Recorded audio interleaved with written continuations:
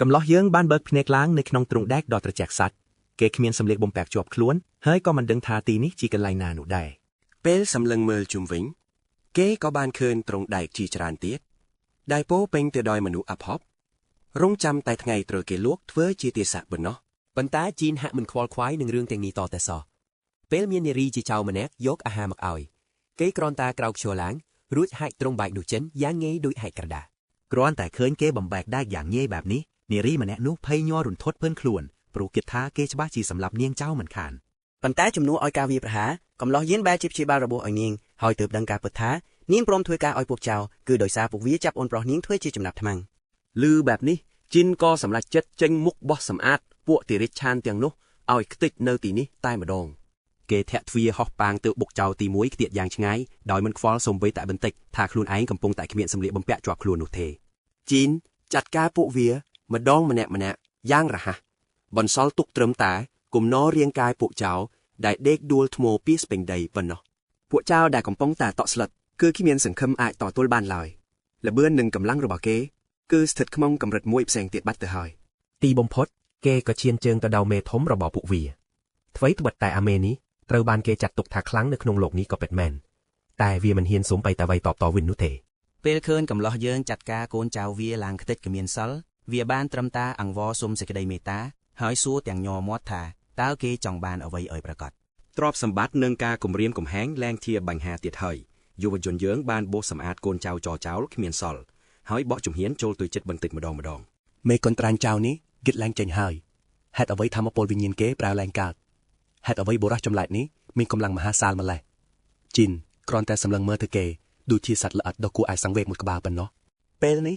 ជន់ពីលដឹងខ្លួនច្បាស់ណាស់ថាថ្ងៃស្លាប់របស់គេបានមកដល់ហើយគេក៏ប្រញាប់រត់ទៅបញ្ចេញសន្លឹកបៀចុងក្រោយនោះគឺសត្វចម្លែកនៅក្នុងទ្រុងមេកុនត្រាញ់ចៅជឿជាក់ថាលើកនេះកំឡោះយើងប្រកាសជាខ្លាយជាចំណៃសត្វមិនខានប៉ុន្តែពេលសត្វចម្លែកមហិមាលោតស្ទុះចូលមកជីនអាចទប់ការវាយប្រហារនេះបានយ៉ាងងាយស្រួលជន់ពីលនោះបាក់ភ្នែកធំដោយភាពតក់ស្លុតព្រោះគេមិនធ្លាប់ឃើញមនុស្សណាអាចទប់កម្លាំងសត្វចម្លែកដោយដៃទទេបែបនេះសោះឡើយការពិតទៅជីនមានរាងកាយរឹងមាំកម្រិតកំពូលហួសពីមនុស្សធម្មតាប៉ុន្តែវាមិនទាន់អស់ត្រឹមនេះទេភ្លាមនោះគេបានបញ្ចេញថាមពលទេវៈហើយកំទេចសត្វចម្លែកនោះឲ្យคล้ายជាផេះផង់ដោយការរស្មីថាមពលដ៏គួរឲ្យសាហាវក្រោយពេលកំចាត់សត្វចម្លែករួចគេក៏ងាកទៅរកជនពីវនោះវិញដើម្បីគិតបញ្ជីទូទាត់សងសឹកឲ្យវិញ្ញាណដ៏គួរឲ្យអាណិតទាំងឡាយប៉ុន្តែតើហេតុអ្វីបានជាជីនខ្លាំងអស្ចារ្យម្ល៉េះតើគេទទួលបានថាមពលនេះមកពីណារឿងរ៉ាវទាំងអស់នេះបានចាប់ផ្ដើមឡើងកាលពី100លានឆ្នាំមុនឯណោះមហន្តរាយដ៏រន្ធត់មួយបានវាយលុបភពផែនដីនិងបានលុបបំបាត់ពូជអម្បូរមនុស្សជាតិទូទាំងពិភពលោកគ្រាប់ពូជនៃសក្តិដាកម្មនេះបានចាក់ឫសយ៉ាងជ្រៅនៅពេលមានវីរុសអាចកំបាំងមួយបានបំផ្លាញហ្សែនសត្វទាំងឡាយវីរុសនោះបានប្រែក្លាយពួកវាទៅជាសត្វចម្លែកដ៏សាហាវយង់ឃ្នងដែលក្រោយមកត្រីបានគេស្គាល់ថាជាពួកអ្នកបំផ្លិចបំផ្លាញត្រឹមតែប៉ុន្មានឆ្នាំខ្លីសោះគ្រោះមហន្តរាយបានវាយលុកយ៉ាងសាហាវឆក់យកជីវិតមនុស្សអស់ 99% ពីភពផែនដីក្តីសង្ឃឹមចុងក្រោយរបស់មនុស្សជាតិបានប្រឹងប្រែងក្រោកឈរតស៊ូប្រយុទ្ធនៅសមរភូមិមុខយ៉ាងផ្ដោផ្ដាច់ប៉ុន្តែគួរឲ្យសោកស្ដាយអាវុធទំនើបរបស់មនុស្សមិនអាចធ្វើអ្វីពួកពិសាចទាំងនោះបានសូម្បីតែបន្តិចពេលឈានដល់ផ្លូវតល់មនុស្សក៏ចាប់ផ្ដើមការពិសោធន៍លើពូជសាសន៍ខ្លួនឯងឆ្លងកាត់ការបរាជ័យរាប់មិនអស់ជីនស៊ូគឺជាអ្នកដែលទទួលបានជោគជ័យតែម្នាក់គត់ទន្ទឹមនឹងនោះក្រុមអ្នកវិទ្យាសាស្ត្រក៏បានបង្កើត Nano Machine ដើម្បីជាថ្នាំបន្សាបជួយស្ដារបរិស្ថានផែនដីដែលកំពុងពុលឲ្យរស់ឡើងវិញជាមួយនឹងថាមពលដាឡើងថ្មីគ្មានគូប្រៀបជីនបានក្លាយជាវីរបុរសកំពូលដែលរែកពុនវាសនាពិភពលោកទាំងមូលគេប្រឹងប្រែងយកជីវិតទៅប្ដូរដើម្បីការពារទីជម្រកចុងក្រោយរបស់មនុស្សជាតិដែលនៅសេសសល់តែចុងក្រោយអ្វីប្រែជាអសារៈបងគ្រប់យ៉ាងវាហួសពេលទៅហើយសូម្បីតែអ្នករស់រានមានជីវិតចុងក្រោយក៏ត្រូវបាត់បង់ជីវិតអស់ពេលគ្មានអ្នកណាឲ្យការពារអធិភាពរបស់ជីនក៏លែងមានន័យគេបានបរាជ័យក្នុងបេសកកម្មដែលខ្លួនកាត់មកដើម្បីធ្វើវាទៅហើយនោះគ្រាន់តែជាការគិតរបស់កាគូរ៉ាដែលជាមិត្តអ្នកវិទ្យាសាស្ត្ររបស់គេប៉ុណ្ណោះតែសម្រាប់ជីនគេមានការគិតខុសស្រឡះសម្រាប់គេក្តីសង្ឃឹមនៅតែមានជានិច្ចទោះបីសង្គ្រោះមនុស្សពេលនេះមិនបានតែគេជឿជាក់ថាថាមពលនេះនឹងមានប្រយោជន៍សម្រាប់មនុស្សជំនាន់ក្រោយខណៈដែល Nano Machine កំពុងបំពេញភារកិច្ចសម្អាតមេរោគយ៉ាងសកម្មគេសង្ឃឹមយ៉ាងមុតមាំថាផែនដីនឹងត្រឡប់មកដូចដើមហើយគេសុខចិត្តរងចាំថ្ងៃនោះមកដល់ហេតុនេះហើយ កាគូរ៉ាក៏បានដាក់គេឲ្យគេងលងលក់គ្រឿនកន្សំជីវិតដើម្បីរក្សាដង្ហើមគេរាប់សតវត្សទៅមុខទៀតអំឡុងពេលដែលជីនកំពុងលងលក់យ៉ាងស្ងប់ស្ងាត់ពួកប៊ីសាចនៅតែបន្តឆក់យកជីវិតលើផែនដីដោយឥតប្រណី ប៉ុន្តែពេលវេលាចេះតែកន្លងផុតពីរាប់សិបទៅរាប់រយរហូតដល់រាប់ពាន់ឆ្នាំបរិស្ថានពិភពលោកក៏ចាប់ផ្ដើមផ្លាស់ប្ដូរយ៉ាងគួរឲ្យកត់សម្គាល់ សត្វចម្លែកคล้ายពូជដ៏កាចសាហាវទាំងនោះបានរលាយបាត់ម្ដងបន្តិចបើកផ្លូវឲ្យពូជជីវិតថ្មីចាប់កំណើតឡើង វដ្តនៃការវិវត្តនេះបានបន្តអូសបន្លាយអស់រយៈពេល100លានឆ្នាំរហូតដល់ថ្ងៃមួយទិដ្ឋភាពនៃការរត់គេចចុះជីវិតរស់របស់មនុស្សចំនួនថ្មី3នាក់ពីក្រញាំសត្វចម្លែកដ៏គួរឲ្យខ្លាចក៏បានលេចឡើងក្នុងភាពភ័យតកស្លុតពួកគេបានរត់ទៅប្រទះនឹងប្រាសាទបុរាណមួយហើយក៏ប្រញាប់ចូលទៅពូនខាងក្នុងភ្លាមប៉ុន្តែសត្វបិសាចដ៏សាហាវនោះនៅតែទម្លាយចូលមកតាមយាយីឥតឈប់ពេលដល់តច្រកគឺមានផ្លូវរត់ពួកគេទាំង3ត្រៀមចិត្តខ្លាយជាចំណីរបស់វាទៅហើយក្នុងដង្ហើមចុងក្រោយដ៏អស់សង្ឃឹមក្មេងស្រីម្នាក់ក្នុងចំណោមនោះបានស្រែកអង្វរកសុំជំនួយទាំងបួងសួងសុំឲ្យទេវតាការពារភូមិមកជួយសង្គ្រោះពួកគេភ្លាមនោះអភូតហេតុក៏បានកើនហានសំឡេងរបស់នាងបានបន្លឺឡើងដាស់វីរបុរសរបស់យើងឲ្យភ្ញាក់ពីដំណេកបន្ទាប់ពីដេកលងលក់ក្នុងកន្សោមថាមពលអស់រយៈពេល100លានឆ្នាំបុរសពីយុគសម័យបុរាណបានបញ្ចេញថាមពលពន្លឺកំទេចបិសាចនោះឲ្យคล้ายជាភ័ក្រភ្លាមក្មេងទាំង3នាក់ឈរស្រឡាំងកាំងមិនយល់ពីអ្វីដែលទើបតែកើតឡើងស្រាប់តែមានបុរសអាក្រាតកាយម្នាក់លេចមុខមកធ្វើឲ្យស្ថានភាពកាន់តែវឹកវររឿងដំបូងដែលបុរសម្នាក់នេះធ្វើគឺស្វែងរកសម្លៀកបំពាក់របស់គេដែលរក្សាទុកយ៉ាងល្អក្នុងប្រអប់ដែកមិនចេះខូចបង្កើតដោយមិត្តភ័ក្តិឈ្មោះកាគូរ៉ាក្រោយពីបើកប្រព័ន្ធបុរាណរបស់មន្ទីរពិសោធន៍គេក៏ដឹងខ្លួនថាបានលោតឆ្លងពេលវេលាមកកាន់អនាគត100លានឆ្នាំទោះបីជាពេលវេលារាប់លានឆ្នាំបានបំផ្លាញទិន្នន័យភាគច្រើនប៉ុន្តែវាជាអភពប្រទេសទៅហើយដែលម៉ាស៊ីនទាំងនេះនៅដំណើរការមើលទៅវីរុណាណូម៉ាស៊ីនរបស់កាគូរ៉ាពិតជាបានបំផ្លាញភូមិពិសាចនិងការពារទីតាំងនេះបានយ៉ាងល្អឥតខ្ចោះគេក៏បានរកឃើញគូទំនាក់ទំនងដែលមិត្តចាស់បន្សល់ទុកទោះបីជាអថាកំបាំងខាងក្នុងនៅមិនទាន់អាចបកស្រាយបានក៏ដោយបន្ទាប់មកគេក៏ងាកទៅរកក្មេងៗទាំងនោះដោយភ្លេចគិតថាខ្លួនឯងមិនទាន់មានសម្លៀកបំពាក់បិទបាំងរាងកាយពេលដឹងថាក្មេងៗកំពុងសម្លឹងមើលគេក៏ប្រញាប់ស្លៀកពាក់បង្ហាញភាពសង្ហាដូចកាលពីរាប់លានឆ្នាំមុនឡើងវិញបន្តិចក្រោយមកគេដើរចេញមកក្រៅជាមួយក្មេងទាំង3ហើយក៏ត្រូវពន្លឺព្រះអាទិត្យដ៏ខ្លាំងចាំងចូលភ្លាមតាមពិតគេមិននឹកស្មានថាទេសភាពនៅទីនេះស្រស់ស្អាតយ៉ាងនេះសោះវាផ្ទុយស្រឡះពីពិភពលោកដ៏ខ្ទេចខ្ទាំដែលគេធ្លាប់ស្គាល់ក្មេងៗប្រញាប់ដើរត្រឡប់ទៅភូមិវិញដោយអង្វរឲ្យព្រះម៉ែអម្ចាស់ការពាររបស់ពួកគេដើរតាមពីក្រោយចំណែកតួឯករបស់អ៊ីលវិញកំពុងតែរវល់គិតរកចម្លើយថាតើក្មេងៗទាំងនេះជាពូជសាសអ្វីឲ្យប្រាកដតាមការគិតមនុស្សជាតិគួរតែខ្លាយជាផូស៊ីលបាត់ទៅខាយនៅពេលនេះក្មេងៗដែលលក្ខណៈដូចសត្វទាំងនេះច្បាស់ជាលទ្ធផលការវិវត្តរាប់លានឆ្នាំបូករួមនឹងឥទ្ធិពលនៃណាណូម៉ាស៊ីនអ្វីដែលគួរឲ្យភ្ញាក់ឲ្យគឺពួកគេនិយាយភាសាមនុស្សពីយុគសម័យបុរាណដែលបញ្ជាក់ថាពួកគេមានប្រភពដើមតែមួយ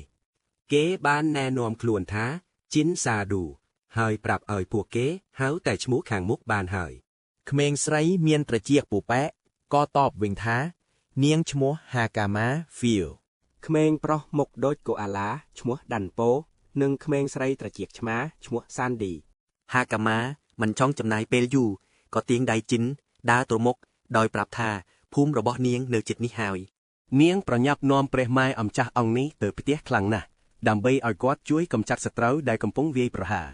អកុសលពេលទៅដល់ភូមិទាំងមូលត្រូវបានបំផ្លាញខ្ទេចខ្ទីហើយផ្ទះជាច្រើនកំពុងឆែកសន្ធោសន្ធៅសានឌីភ័យស្លន់ស្លារហូតទប់ស្មារតីលែងជាប់ហើយរត់យ៉ាងលឿនទៅរកម្ដាយរបស់នាងពេលសម្លឹងមើលទំនោរបាក់បែកជីនក៏ចាប់ផ្ដើមវ័យតន្លៃពីស្ថានភាពដ៏អាក្រក់នេះ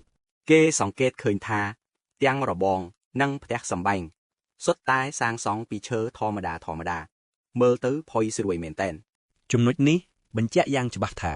បច្ចេកវិទ្យារបស់អរិយធម៌ថ្មីនេះអន់ជាងសម័យកាលមនុស្សដែលគេធ្លាប់ស្គាល់ឆ្ងាយណាស់ពេលចូលដល់ក្នុងភូមិជីនឃើញស្ត្រីម្នាក់កំពុងប្រយុទ្ធជាមួយបិសាចដ៏ចម្លែកមួយត្រឹមតែមួយភ្លែតគេដឹងថានាងទប់ទល់ជាមួយវាស្ទើរតែលែងរួចទៅហើយមិនយូរប៉ុន្មានគេក៏ចំណាំបានថាបិសាចនោះមានរូបរាងដូចពូជសត្វចម្លែកកាលពីរាប់លានឆ្នាំមុនបេះបិទលើពីនេះហាកាម៉ាហាក់ដូចជាចេះប្រើវេទមន្តដែលអាចបញ្ចេញពន្លឺចេញពីរាងកាយដែលជារឿងដ៏គួរឲ្យភ្ញាក់អល់ប៉ុន្តែជំនួយរបស់នាងមិនចាំបាច់នោះទេជីនបានស្ទុះចំមុខហើយទាត់បិសាចនោះមួយយើងហោះខ្ទាតយ៉ាងងាយស្រួលគេផ្លាស់ទីយ៉ាងលឿនបីស្ត្រីរងរបួសចេញពីតំបន់គ្រោះថ្នាក់បើកផ្លូវឲ្យហាកាម៉ាវេយប្រហារបិទឆាក នាងបានប្រមូលថាមពលវេទមន្តបាញ់គ្រាប់ភ្លើងតូចមួយតែមានកម្លាំងមហាសាលគំទេចបិសាចនោះឲ្យដេកដួលភ្លាមពេលសម្លឹងមើលសាកសពបិសាចជីនក៏បញ្ជាក់ពីការសន្និដ្ឋានរបស់គេណាណូម៉ាស៊ីនក្នុងបរិយាកាសពិតជាបានបំផ្លាញសមត្ថភាពជាបាល់របួសដ៏អស្ចារ្យរបស់ពួកវាប្រកាសមែនប៉ុន្តែអ្វីដែលគេមិនយល់នោះគឺហេតុអ្វីបានជាក្មេងស្រីនៅទីនេះអាចបញ្ជាណាណូម៉ាស៊ីនទាំងនោះបានទៅវិញគេសន្និដ្ឋានថាអ្នកភូមិទាំងនេះស្រូបយកណាណូម៉ាស៊ីនពីបរិយាកាសមកបំផ្លាញជាវេទមន្តវាយប្រហារដោយដែលគេធ្លាប់ធ្វើបញ្ហាគឺតាមប្រវត្តិសាស្ត្រមានតែមនុស្សពិតប្រាកដទេទើបអាចប្រើវាបានគេក៏សួរទៅកាន់ស្ត្រីដែលគេទើបតែជួយសង្គ្រោះថាតើមនុស្សសម័យនេះចេះវេទមន្តគ្រប់គ្នាឬយ៉ាងណានាងមិនសូវយល់ពីសំណួរនេះទេប៉ុន្តែនាងបញ្ជាក់ថាមានមនុស្សតែប៉ុន្មានអ្នកប៉ុណ្ណោះដែលអាចប្រើធម៌ពលនេះបានในក្នុងវប្បធម៌របស់ពួកគេជឿថាមានតែអ្នកដែលទទួលពរជ័យពីព្រះទេទើបអាចប្រើប្រាស់វេទមន្តនេះបានជាក់ស្ដែងនៅភូមិរបស់ពួកគេមានមនុស្សមិនដល់4នាក់ទេដែលមានសមត្ថភាពពិសេសនេះជីនមិនចាំបាច់ចំណាយពេលគិតយូរដើម្បីស្វែងយល់ពីរឿងនេះនោះទេអ្វីដែលពួកគេហៅថាធម៌ពលពីព្រះតាមពិតគ្រាន់តែជាការបញ្ជាណាណូម៉ាស៊ីនធម្មតាប៉ុណ្ណោះហាកាម៉ារត់ទៅរកស្ត្រីចំណាស់ដែលត្រូវជាយាយរបស់នាងហើយសួរនាំពីអ្នកភូមិទើបដឹងថាពួកគេបានចម្លៀសខ្លួនអស់ទៅហើយដំណឹងនេះបានធ្វើឲ្យក្មេងទាំង3នាក់ដកដង្ហើមធូរទ្រាងយ៉ាងខ្លាំងលោកយាយភ័យបុកពោះជាខ្លាំងហេតុអ្វីបានជាក្មេងៗហ៊ានត្រឡប់មកតំបន់មច្ចុរាជនេះវិញជំនួសឲ្យការចម្លៀសខ្លួនការពិតទៅសត្វចម្លែកដែលទើបនឹងសម្លាប់គ្រាន់តែជាកូនញាស់ប៉ុណ្ណោះបើធៀបនឹងបិសាចយៈពេញវ័យដែលកំពុងវាយលុកពេលនេះស្រាប់តែមានសំឡេងមួយបន្លឺឡើងបំបែកភាពតានតឹងដោយប្រាប់លោកយាយកុំឲ្យភ័យព្រួយពីបិសាចយៈនោះឡើយអ្នកចំណូលថ្មីនោះអះអាងយ៉ាងជឿជាក់ថាគេអាចកម្ចាត់វាដោយខ្លួនឯងបានយ៉ាងងាយលោកយាយភ្ញាក់ឲ្យយ៉ាងខ្លាំងដែលឃើញអ្នកស្គាល់គ្នានៅទីនេះហើយក៏ប្រញាប់សួរនាំពីអ្នកភូមិផ្សេងទៀតភ្លាមអ្នកចម្បាំងសក់ខៀវបញ្ជាក់ថាជនស៊ីវិលផ្សេងទៀតបានទៅដល់ជំរកសុវត្ថិភាពហើយចំណែកបុរសចំណាស់ដែលមកជាមួយគេនោះតាមពិតជាឪពុករបស់ហាកាម៉ាអ្នកទាំងពីរក៏បានជួបជុំគ្នាវិញទាំងពីរក៏បានជួបជុំគ្នាវិញទាំងក្តីរំភើបយ៉ាងខ្លាំងក្នុងចិត្តគាត់បញ្ញាប់សួរថាកូនរតនាក្មេងស្រីឆ្លើយតាមត្រង់ថានាងបានទៅទ្វារបិទត្រាដែលធ្វើឲ្យលោកយាយកាំងនិយាយលេងចិនលោកយាយខឹងសម្បាយ៉ាងខ្លាំងដាងហាកាម៉ាហ៊ានឈានជើងចូលតំបន់ហាមឃាត់ដ៏គ្រោះថ្នាក់នោះតាមរឿងព្រេងតំបន់នោះជារបស់ទេពការពារភូមិហើយហាកាម៉ាទៅទីនោះក៏ព្រោះតែនាងភ័យខ្លាចការវាយលុករបស់បិសាចនាងពន្យល់ថានាងគ្រាន់តែចង់ទៅសុំជំនួយពីព្រះតេជគុណប៉ុណ្ណោះនាងចង្អុលបង្ហាញយ៉ាងមានមោទនភាពថាព្រះក្នុងរឿងព្រេងនោះកំពុងឈរនៅក្បែរនាងនេះឯងជាការពិតលោកយាយមិនជឿតល់តែសោះហើយបដិសេធដាច់អហង្ការមិនទទួលស្គាល់ក្មេងប្រុសនេះជាទេពការពារឡើយអ្វីដែលអាក្រក់ជាងនេះដោយសាររូបរាងរបស់គេពួកគេថាគេត្រឹមជាពូជសាសន៍អន់ខ្សោយការហៅគេជាព្រះគឺជារឿងគួរឲ្យអស់សំណើចបំផុតភ្លាមនោះសានឌីទូតបានចូលមកបញ្ចុះបញ្ជូលបងប្រុសសក់ខៀវរបស់នាងថាជីនគឺជាកំពូលអ្នកខ្លាំងពិតប្រាកដតែបងប្រុសដ៏រើអើងរបស់នាងច្រានចោលសម្ដីនេះភ្លាមដោយចង្អុលចំត្រចៀកមនុស្សធម្មតារបស់ជីននៅក្នុងសង្គមរបស់ពួកគេអ្នកដែលគ្មានលក្ខណៈសត្វច្បាស់លាស់ត្រូវបានចាត់ទុកជាពូជសាសន៍ថ្នាក់ទាបក្នុងភ្នែករបស់គេក្មេងស្រីតូចនេះគ្រាន់តែយល់ច្រឡំដោយភាពឆោតល្ងង់ប៉ុណ្ណោះទោះយ៉ាងណាក្មេងស្រីនៅតែប្រកាន់ជំហរដោយប្រាប់យ៉ាងមើងម៉ាត់ថាបុរសម្នាក់នេះបានកម្ចាត់បិសាចដែលដេញតាមពួកគេយ៉ាងងាយស្រួលបងប្រុសរបស់នាងសោតចំអកដោយអួតក្រែងក្អាងថាគេក៏អាចសម្លាប់បិសាចនោះបានយ៉ាងងាយដូចគ្នាបន្ទាប់មកគេក៏ងាកមកសម្លឹងមើលវីរបុរសរបស់អឿនដែលកំពុងធុញទ្រាន់នឹងរឿងរញ៉េនេះចម្បាំងសក់ខៀវគំរាមជីនឲ្យចាក់ចេញពីភូមិភ្លាមព្រោះទីនេះគ្មានកន្លែងសម្រាប់ពូជសាសន៍ថ្នាក់ទាបឡើយប្រមមាត់ឆៅនេះដើរហួសជីនទាំងមិនខ្វល់ព្រមទាំងនៅបន្តរអ៊ូទាំងមិនឈប់គេអួតខ្លួនជ្រុលពេករហូតហ៊ានស្ម័គ្រចិត្តទៅសម្លាប់បិសាចยักษ์នោះតែម្នាក់ឯងដែលមិនខុសពីយកជីវិតទៅចោលអញ្ចឹងអាប្រក់សក់ខៀវដ៏ក្រអឺតក្រទុំនេះមានឈ្មោះថាសាសលោកជ័យភ័យស្លន់ស្លាវជាខ្លាំងនឹងការសម្រេចចិត្តដ៏ឆ្កួតលីលារបស់សាសបន្ទាប់មកគាត់ក៏ងាកមករកជីនវិញទោះគាត់មិនខ្វល់ថាជីនជានរណាតែគាត់ដឹងថាវាពិតជាមិនសមរម្យបើមិនមានចេនការដឹងគុណដែលគេបានជួយសង្គ្រោះជីវិតនោះក្រោយពីថ្លែងអំណរគុណគាត់សូមឲ្យជីនជួយជូនក្មេងៗទៅកន្លែងសុវត្ថិភាពខណៈគាត់ទៅហាមសាសកុំឲ្យយកជីវិតទៅបោះចោលដោយសារតែភាពអួតអាងមិនចម្លែកទេកំឡះយើងបានឌីសាដាច់អស់ហង្ការពួកគេបានប្រមាថកិត្តិយសរបស់គេច្បាស់ជាមិនឈរស្ងៀមឲ្យគេជន់ស្លីលេងឡើយគេសម្រេចចិត្តថានឹងបង្ហាញឲ្យពួកវាភ្លឺភ្នែកថាគេមិនមែនជាមនុស្សអត់ប្រយោជន៍ហើយរឹតតែមិនមែនជាពូជសាសន៍ថ្នាក់ទាបទិដ្ឋភាពក៏កាត់ទៅកាន់បឹងកបែនោះដែលកំពុងលាក់ខ្លួននៅសត្វចម្លែកយក្សដ៏គួរឲ្យកពើមរអើម សាសបានមកដល់ទីតាំងហើយអាល្អិតនេះមិនញើតសូមបីបន្តិចមុននឹងរៀបចំក្បាច់ត្រៀមប្រយុទ្ធជាមួយនឹងលំបែងនិងរាងកាយបញ្ចេញថាមពលរន្ទះបាញ់ឆ្វេងឆ្វាចគេក៏ហុកស្ទុះយ៉ាងលឿនស្លេវសម្ដៅទៅរកសត្វចម្លែកនោះដើម្បីវៃបកវិញសត្វចម្លែកដ៏សាហាវនេះហ៊ានប្រើកូនរបស់វាផ្ទាល់ជាអាវុធគប់សម្ដៅមករកគេសំណាងល្អកូនដង្កូវរអើលទាំងនេះคล้ายជាផ្ទាំងស៊ីបយ៉ាងងាយសម្រាប់លំពាំងរន្ទះរបស់សាសពេលផ្លូវស្រឡះសាសឆក់យកឱកាសលោតយ៉ាងខ្ពស់ផុតពីដីរួចកាប់មួយលំពេងយ៉ាងសាហាយចំកណ្ដាលមុខអបិសាចនោះពេញទំហឹងសត្វចម្លែកស្រែកលេចលឺពេញព្រៃដោយក្តីឈឺចាប់យ៉ាងខ្លាំងប៉ុន្តែយើងដឹងច្បាស់ណាស់ថារឿងវាមិនងាយស្រួលឡើងទេហើយយើងពិតជាគិតត្រូវមែនអ្វីដែលធ្វើឲ្យសាសចាំងបេះដូងនោះគឺមុខរបួសដ៏ជ្រៅរបស់បិសាចបានចាប់ផ្ដើមជាសះស្បើយឡើងវិញភ្លាមភាពតក់ស្លុតនេះធ្វើឲ្យអ្នកចម្បាំងសក់ខៀវគៀងរឹងខ្លួនបើឱកាសឲ្យវាវៃបុកវិញយ៉ាងសាហាវដែលគេគ្មានពេលសំបីតែកិច្ចតែដោយដែលបានរំពឹងទុកជីនបានលូកដៃចូលនៅវិនាទីចុងក្រោយដោយទប់ការវាយប្រហារដ៏ធំនោះយ៉ាងងាយហាក់ដូចជាគ្មានរឿងអ្វីកើតឡើងសាសដែលធ្លាប់តែអួតក្អេងក្អាងស្រាប់តែភ្ញាក់ព្រឹតនឹងការពិតដ៏ព្រឺព្រួយហើយទស្សនីយភាពដ៏អស្ចារ្យទើបតែចាប់ផ្ដើមប៉ុណ្ណោះសត្វចម្លែកលោតថយក្រោយដើម្បីត្រៀមវាយប្រហារម្ដងទៀតជាមួយកម្លាំងខ្លាំងជាងមុនទ្វេដងប៉ុន្តែវីរបុរសយើងមិនទុកឱកាសឲ្យវាយប្រហារឡើយគ្រាន់តែផ្ទាត់ម្រាមដៃមួយផងជីនបានបាញ់ទម្លុះរាងកាយបិសាចនោះឲ្យធ្លាយមួយប្រហោងធំភ្លាមអាប្រុសអួតសัตว์បានត្រឹមឈរសម្លឹងមើលទិដ្ឋភាពដ៏អស្ចារ្យនេះទាំងគៀងមាត់និយាយឡើងចេញមួយសន្ទុះក្រោយមកក្រុមទាំងមូលបានសម្រុកទៅកាន់មាត់ច្រាំងយ៉ាងទុកក្រហល់ពួកវានៅមិនទាន់ដកដង្ហើមស្រួលបួលផងស្រាប់តែត្រីគាំងបេះដូងពេលឃើញវីរបុរសរបស់យើងប្រើដៃតែម្ខាងទប់ការវាយប្រហារដ៏មហិមារបស់បិសាចយក្សនោះយ៉ាងងាយស្រួលជីនចាប់ផ្ដើមធុនទ្រាន់នឹងការប្រយុទ្ធដ៏សោះកក្រោះនេះទៅហើយដើម្បីបញ្ចប់រឿងនេះឲ្យបានលឿនគេក៏ចាប់ចង្កេះសាសហើយលោតគេចចេញយ៉ាងរហ័សដូចផ្លេកបន្តត្រឹមមួយប៉ព្រិចភ្នែករាងកាយដ៏ធំសម្បើមរបស់បិសាចនោះត្រូវទម្លុះដោយថាមពលរបស់ជីនខ្ទេចគ្មានសល់សាស្រែកប្រាប់ទាំងភ័យស្លន់ស្លោថាការវាយប្រហារធំប៉ុណ្ណាក៏គ្មានន័យដែរបើបិសាចនោះអាចព្យាបាលរបួសដោយខ្លួនឯងជារៀងរហូតនោះសំណាងល្អជីនបានគិតទុកជាមុនរួចទៅហើយនេះជាពេលដែលម៉ាស៊ីនណាណូបង្ហាញឫទ្ធីដែលវាបានចូលទៅបំផ្លាញកោសិកាព្យាបាលរបស់បិសាចនោះភ្លាមការវិប្រហាររបស់សាសពីមុនពិតជាខ្លាំងក្លាតែមុខរបួសរាក់ពេកមិនអាចបញ្ឈប់សមត្ថភាពព្យាបាលរបស់បិសាចនេះបានឡើយមកទល់ពេលនេះសាស្ទើរតែឈួតទៅហើយពេលគិតថាបុរសដែលមើលទៅសាមញ្ញម្នាក់នេះអាចជាទេវតាការពាររបស់ពួកគេពិតមែនគូឲ្យអស់សំណោតជីនប្រញាប់បដិសេធភ្លាមថាគេគ្មានសែស្រឡាយជាទេវតាអីដែលស័ក្តិសមនឹងងារដ៏អស្ចារ្យនេះអ្វីដែលគេដឹងច្បាស់នោះគឺគោលដៅតែមួយគត់នៃការរស់រានមានជីវិតរបស់គេគឺដើម្បីការពារមនុស្សចំនួនក្រោយនិងកម្ចាត់សត្វចម្លែកដែលនៅចំពោះមុខនេះដោយសេចក្តីក្រោធបិសាចយ៉ាស់បានគ្រហឹមនឹងក្រវីកន្ទុយដ៏ធំរបស់វាប្រហារយ៉ាងសាហាវវាព្យាយាមកំទេចវីរបុរសដ៏រហ័សរហួនរបស់យើងដែលចេះតែគេចផុតពីការវាយប្រហារយ៉ាងរលូនដួតខ្សែទឹកជីនបានរៀបចំយុទ្ធសាស្ត្ររួចជាស្រេចហើយក៏បង្កកបិសាចនោះមិនឲ្យកម្រែកបានដោយប្រើគ្រីស្តាល់ទឹកកកពណ៌លឿងដ៏ក្រាស់ឃ្មឹកខណៈកំពុងប្រមូលថាមពលវាយពិហារដើម្បីកំទេចបិសាចនោះឲ្យคล้ายជាភ័ក្រគេក៏ចាប់ផ្ដើមណែនាំខ្លួនជាផ្លូវការគេប្រកាសថាខ្លួនជាបិសាចដែលកើតចេញពីភាពល្ងងខ្លៅដ៏សោកនាដកម្មរបស់មនុស្សជាតិគេគឺជាវត្ថុបុរាណដែលបានឆ្លងកាត់ការដេកលង់លក់រាប់រយលានឆ្នាំជាអាវុធដែលត្រូវផឹកផ្លែឡើងដើម្បីសម្អាតផែនដីពីភាពភ័យខ្លាចនេះ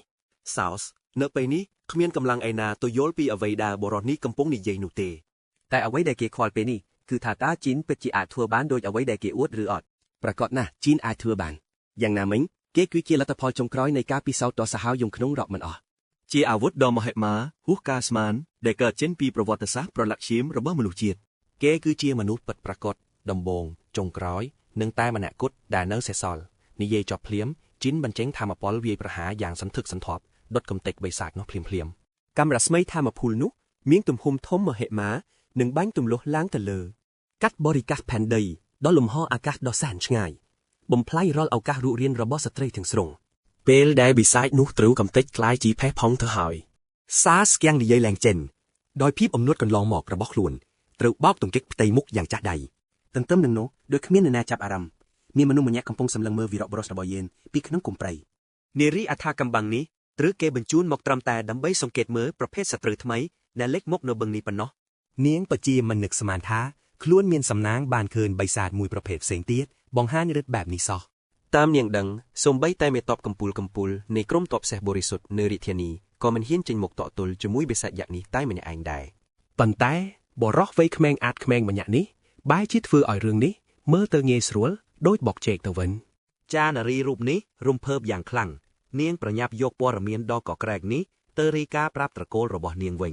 ក្រោយមកជីនបានបើកស្ដាប់សារ hologram របស់មិត្តគេឈ្មោះ Kagura ដែលបានបន្សល់ទុករាប់លានឆ្នាំមកហើយ មិត្តរូបនេះបានចាប់ផ្ដើមដោយនិយាយថាពេលវេលាប្រកាសជេកន្លងផុតទៅរាប់លានឆ្នាំទៅហើយពេលដែលជីនបានឃើញសារនេះ ដោយសារគម្លាតពេលវេលាដ៏យូរ Kagura ចង់ដឹងខ្លាំងណាស់ថាអនាគតផែនដីទៅជាយ៉ាងណាហើយបរិស្ថានពិតជាបានវិលមករកភាពល្អប្រសើរវិញឬក៏អត់តែគេក៏ប្រាប់ដំណឹងអាក្រក់ភ្លាមៗថាពួកបិសាចចម្លងរោគនឹងគ្មានថ្ងៃវិញ្ញាសាបសូន្យឡើយទោះបីជាពិភពលោកអាចស្ដារឡើងវិញក៏ដោយហើយនិយាយតាមត្រូវគេ ការពិតនេះវាច្បាស់លាស់ទៅហើយព្រោះជីនទៅតែប្រយុទ្ធជាមួយពួកវាមួយក្បាលអំបញ្ញមិញនេះឯង Kagura បង្ហើបថាពេលជីនកំពុងដេកលងលក់គេក៏បានចូលក្នុងទូកក់កំដងម្ដងម្កាលដើម្បីតាមដានការប្រែប្រួលនៃពិភពលោកដោយសារការស្ដារបរិស្ថានឡើងវិញចំនួនរបស់ពួកបិសាចចម្លងរោគពិតជាមានការថយចុះមែន ជាអកុសលពេលប្រព័ន្ធអេកូឡូស៊ីផ្លាស់ប្ដូរពួកបិសាចទាំងនោះក៏ចាប់ផ្ដើមវិវត្តខ្លួនតាមនោះដែរ ការវិវត្តនេះគឺជាសញ្ញាព្រមានយ៉ាងច្បាស់ថាពិភពលោកគ្មានថ្ងៃអាចកម្ចាត់ពួកបិសាចចង្រៃនេះបានជារៀងរហូតឡើយដើម្បីទប់ទល់រឿងនេះ Kagura ពន្យល់ថាគេបានកែប្រែសែននៃភីវៈរស់ថ្មីដើម្បីឲ្យពួកគេមានថាមពលតទល់នឹងពួកបិសាចជាជាងខ្លាយជាចំណៃរបស់ពួកវាអ្វីដែលរឹតតែអស្ចារ្យនោះ Kagura បានទម្លាយអត្ថកំបាំងថាគេបានបន្សល់ទុកនូវថាមពលដ៏មហាសាលត្រៀមទុកសម្រាប់វីរបុរសរបស់យើងត្រូវហើយសារធាតុរាវពណ៌បៃតងដ៏អាចកំបាំងនោះគឺជាអ្វីដែលជីនត្រូវចាក់បញ្ចូលទៅក្នុងសរសៃឈាមរបស់គេផ្ទាល់ភ្លាមនោះរាងកាយរបស់គេក៏បញ្ចេញពន្លឺនិងរំញ័រដោយថាមពលអរ៉ាដ៏មហាសាលសេរ៉ូមួយនេះបានជួយឲ្យរាងកាយរបស់គេអាចស្រូបយកថាមពលណាណូម៉ាស៊ីនបាន 100% ពេញតែម្ដងពេលការតថ្ពងបានបញ្ចប់ជីនបានដាស់នូវសមត្ថភាពកម្រិតប្រេះអាចបង្កើតវត្ថុផ្សេងៗតាមរយៈថាមពលណាណូនេះតែនេះគ្រាន់តែជាការចាប់ផ្ដើមប៉ុណ្ណោះមិត្តចាស់របស់គេបានបន្សល់ទុកនៅថាមពលជាច្រើនទៀតនៅទូទាំងពិភពលោកគេក្លែងបំបែកវាទុកដើម្បីការពារកុំឲ្យពួកបិសាចបំផ្លាញមរតកនេះចោលក្នុងពេលតែមួយម្យ៉ាងវិញទៀតនេះគឺជាការរៀបចំដើម្បីឲ្យជីនបានធ្វើដំណើរនិងឃើញពិភពលោកថ្មីដ៏ស្រស់ស្អាតនេះដោយផ្ទាល់ភ្នែក Kagura សារភាពថាគេមិនដឹងទេថាពួកបិសាចទាំងអស់នោះមានថាមពលខ្លាំងកម្រិតណានៅក្នុងយុគសម័យនេះប៉ុន្តែគេជឿជាក់យ៉ាងមុតមមថាអនាគតខាងមុខគឺពោពេញដោយក្តីសង្ឃឹមមិនខ្មាំងងងឹតដោយអតីតកាលឡើយតាមរយៈរូបភាព hologram ជីនអាចមើលឃើញយ៉ាងច្បាស់ពីភាពចាស់ជរារបស់មិត្តភក្តិគេពីមួយថ្ងៃទៅមួយថ្ងៃវាពិតជាក្តីរំជួលចិត្តយ៉ាងខ្លាំងដែល Kagura ក៏មានវាសនាបានឃើញពិភពលោកដ៏ស្រស់បំព្រងនេះដោយផ្ទាល់បន្ទាប់ពីផ្ទេរភារកិច្ចនិងប្រគល់ជោគវាសនានៃអនាគតទាំងអស់ទៅឲ្យជីនរួចរាល់សារក៏បានបញ្ចប់ស្របពេលដែល Hakama និងអ្នកផ្សេងទៀតបានមកដល់ដើម្បីតាមរកទេវតាការពាររបស់ពួកគេនាងនិងដាន់ពោបានមកអញ្ជើញគេត្រឡប់ទៅភូមិវិញព្រោះអ្នកភូមិទាំងអស់កំពុងរងចាំយ៉ាងអន្ទាក់សាពេលកំពុងធ្វើដំណើរក្រសែភ្នែកដ៏មុតស្រួចរបស់ជីនបានសម្លឹងឃើញកូនសោសម្ងាត់មួយនៅជាប់នឹងក្របោះ Hakama ដោយក្តីសង្ស័យគេក៏បានសាកសួរពីប្រវត្តិរបស់វាថាតើនាងបានវាមកដោយរបៀបណា Hakama រៀបរាប់ថាកាលពីយូរលង់ណាស់មកហើយមានបុគ្គលអស្ចារ្យម្នាក់បានប្រគល់វាឲ្យដូនតានាងទុកជាវត្ថុស័ក្តិសិទ្ធិរឿងព្រេងបានចែងថានៅពេលមានគ្រោះថ្នាក់កូនសានេះនឹងក៏ហៅទេវតាការពារឲ្យមកជួយសង្គ្រោះភូមិគ្រាន់តែឮបែបនេះភ្លាមជីនពិតជារំជួលចិត្តយ៉ាងខ្លាំងគេពិតជាកោតសរសើរដែលមិត្តរបស់គេបានរៀបចំគ្រប់យ៉ាងទុកជាមុនដែលធ្វើឲ្យគេជំពាក់គុណKaguraមួយជីវិតងាកមកមើលនៅកណ្ដាលភូមិវិញពិធីជប់លៀងដ៏ធំមួយកំពុងតែប្រារព្ធឡើងយ៉ាងអធិកអធមខណៈដែលអ្នកភូមិកំពុងសប្បាយក្មេងៗក៏បានអមដំណើរវិរបុរសរបស់ពួកគេចូលមកកាន់ទីតាំងយ៉ាងសង្ហាប៉ុន្តែបរិយាកាសស្រាប់តែប្រែប្រួលពេលពួកមនុស្សធំចាប់ផ្ដើមខ្សឹបខ្សៀវព្រោះតែឃើញរូបរាងដ៏សាមញ្ញរបស់គេសម្រាប់គំនិតចង្អៀតចង្អល់របស់ពួកគេមនុស្សធម្មតាម្នាក់មិនសាក់ដំនឹងឋានៈជាទេវតាការពារឡើយស្របពេលដែលពួកគេកំពុងសង្ស័យសាក៏បានក្រោកឈរហើយស្ដីបន្ទោសយ៉ាងចាស់ដៃដល់អ្នកដែលហ៊ានមើលងាយយ៉ាងមានគុណគេថែមទាំងស្ទុះទៅវេកំទេចមុខពួកអ្នកពូកែខាងមាត់ឆៅទាំងនោះទៀតផងព្រោះការពិតពួកមនុស្សអួតក្អេងក្អាងទាំងនេះគឺជាមនុស្សកំសាកដែលរត់ចោលស្រុកពេលមានគ្រោះថ្នាក់សម្លឹងមើលទស្សនភាពនេះHakamaនិងដាន់ពោលួចហួសចិត្តនឹងភាពក្លាច់ក្លោចរបស់សារយ៉ាងខ្លាំងកុំភ្លេចថាប៉ុន្មានម៉ោងមុនគេនេះហើយជាអ្នកដែលហ៊ានមើលងាយថាមពលរបស់ជីនមុនគេនោះ មួយសន្ទុះក្រោយមកលោកយាយមេភូមិក៏បានបោះជំហានមកកាន់ជីនដោយផ្ទាល់ដោយក្តីដឹងគុណយ៉ាងជ្រាលជ្រៅគាត់បានឱនក្បាលគោរពតំណាងឲ្យញាតិភូមិទាំងអស់ប្រសិនបើគ្មានវត្តមានរបស់គេទេភូមិមួយនេះច្បាស់ជាคล้ายទៅជាផៃផង់បាត់ទៅហើយដោយសັບមួយដងតួឯករបស់គេគ្រាន់តែញញឹមហើយឆ្លើយតបយ៉ាងសាមញ្ញថាវាជាតួនាទីរបស់គេប៉ុណ្ណោះប៉ុន្តែគេដឹងច្បាស់ថាអ្នកភូមិប្រកាសជាមិនព្រមបញ្ចេញឲ្យគេទៅទូទេដោយមិនបានតបស្នងគុណនោះឡើយជំនួសឲ្យការទាមទារទ្រព្យសម្បត្តិគេបែរជាសុំរឿងមួយដែលមានតម្លៃជាងនេះនោះគឺព័ត៌មានជីនត្រូវការដឹងយ៉ាងលម្អិតអំពីស្ថានភាពនៃពិភពលោកក្នុងពេលបច្ចុប្បន្នគួរឲ្យស្ដាយអ្នកភូមិដដាច់ស្រយាលទាំងនេះគ្មានចំណេះដឹងទូលំទូលាយអាចឆ្លើយសំណួរនេះបានទេដើម្បីទទួលបានចម្លើយគេធ្វើដំណើរទៅកាន់រាជធានីដែលស្ដេចគូសៀគ្រប់គ្រងដោយសារទីនោះគឺជាបណ្ដុំមនុស្សនិងជាមជ្ឈមណ្ឌលផ្ទុកព័ត៌មានដ៏ធំបំផុតលើពិភពលោកពួកគេប្រាប់ថាឈ្មួញក្នុងភូមិកូដាម៉ាក៏តែងតែធ្វើដំណើរទៅទីនោះដើម្បីលក់សរសៃសូត្រឈើផងដែរទោះបីជាផ្លូវឆ្ពោះទៅរាជធានីពោពេញដោយគ្រោះថ្នាក់និងឧបសគ្គរាប់មិនអស់ក៏ដោយលោកយាយជឿជាក់ថាជីននឹងមិនអីទេព្រោះធម៌ពលរបស់គេគឺលើសមនុស្សធម្មតាទៅហើយគាត់ថែមទាំងចាត់តាំងហកមាឲ្យធ្វើជាអ្នកនាំផ្លូវព្រឹកនាងក៏មានបំណងចង់ទៅរាជធានីស្រាប់ដោយសារហកមាគឺជាមនុស្សមានទេពកោសល្យវេទមន្តនាងចង់ទៅចុះឈ្មោះចូលរៀននៅសាលាវេទមន្តដ៏ល្បីល្បាញមួយជីនពិតជាភ្ញាក់ឲ្យយ៉ាងខ្លាំងពេលដឹងថាស្ថាប័នអប់រំនៅតែបន្តមានវត្តមាននៅក្នុងយុគសម័យនេះភ្លាមនោះវាច្បាស់ណាស់ថាបរិសុទ្ធកំឡោះរបស់យើងបានទាក់ទាញអ្នកគាំទ្រដ៏ស្មោះត្រង់និងមានសម្លេងខ្លាំងបំផុតម្នាក់ដោយមិនដឹងខ្លួនសាស្ម័គ្រចិត្តយ៉ាងឃ្លាវខ្លាក្រឹងការដើរតួជាអង្គរៈផ្ទាល់ខ្លួនការពារព្រះជាម្ចាស់នៅលើដងវិថីនេះប៉ុន្តែលោកយាយចាស់បានបដិសេធភ្លាមដោយរំលឹកសាសថាគេគ្មានហេតុផលតទៅសោះក្នុងការធ្វើដំណើរទៅកាន់រាជធានីទោះជាយ៉ាងណាក៏ដោយសាសបានអួតយ៉ាងខ្លាំងថាគេពិតជាមានមហិច្ឆតាធំព្រោះគេមានគម្រោងចូលរួមជាមួយកងអសវិនដ៏ខ្ពង់ខ្ពស់ប៉ុន្តែលោកយាយដឹងថានេះគ្រាន់តែជាការស្រមោលស្រមៃប៉ុណ្ណោះគាត់បានវាយចំចំណុចខ្សោយថាសះសូម្បីតែសាលាវេទមន្តមូលដ្ឋានក៏ប្រឡងមិនជាប់ផងដូច្នេះការចូលរួមជាមួយកងអសវិនកំពូលគឺជារឿងដែលមិនអាចទៅរួចរឿងនេះធ្វើឲ្យជីនភ្ញាក់យ៉ាងខ្លាំងដោយសារតែសាសជាអ្នកមានធម៌ពលដ៏ទេវីភាពជីនគិតថាគេអាចឆ្លងកាត់ការសាក់លបងយ៉ាងងាយស្រួលប៉ុន្តែហាកាម៉ាបានពន្យល់ពីការពិតដ៏ជូរចត់វាមានការប្រឡងសរសេរជាកាតព្វកិច្ចដើម្បីចម្រាញ់យកតែអ្នកខ្លាំង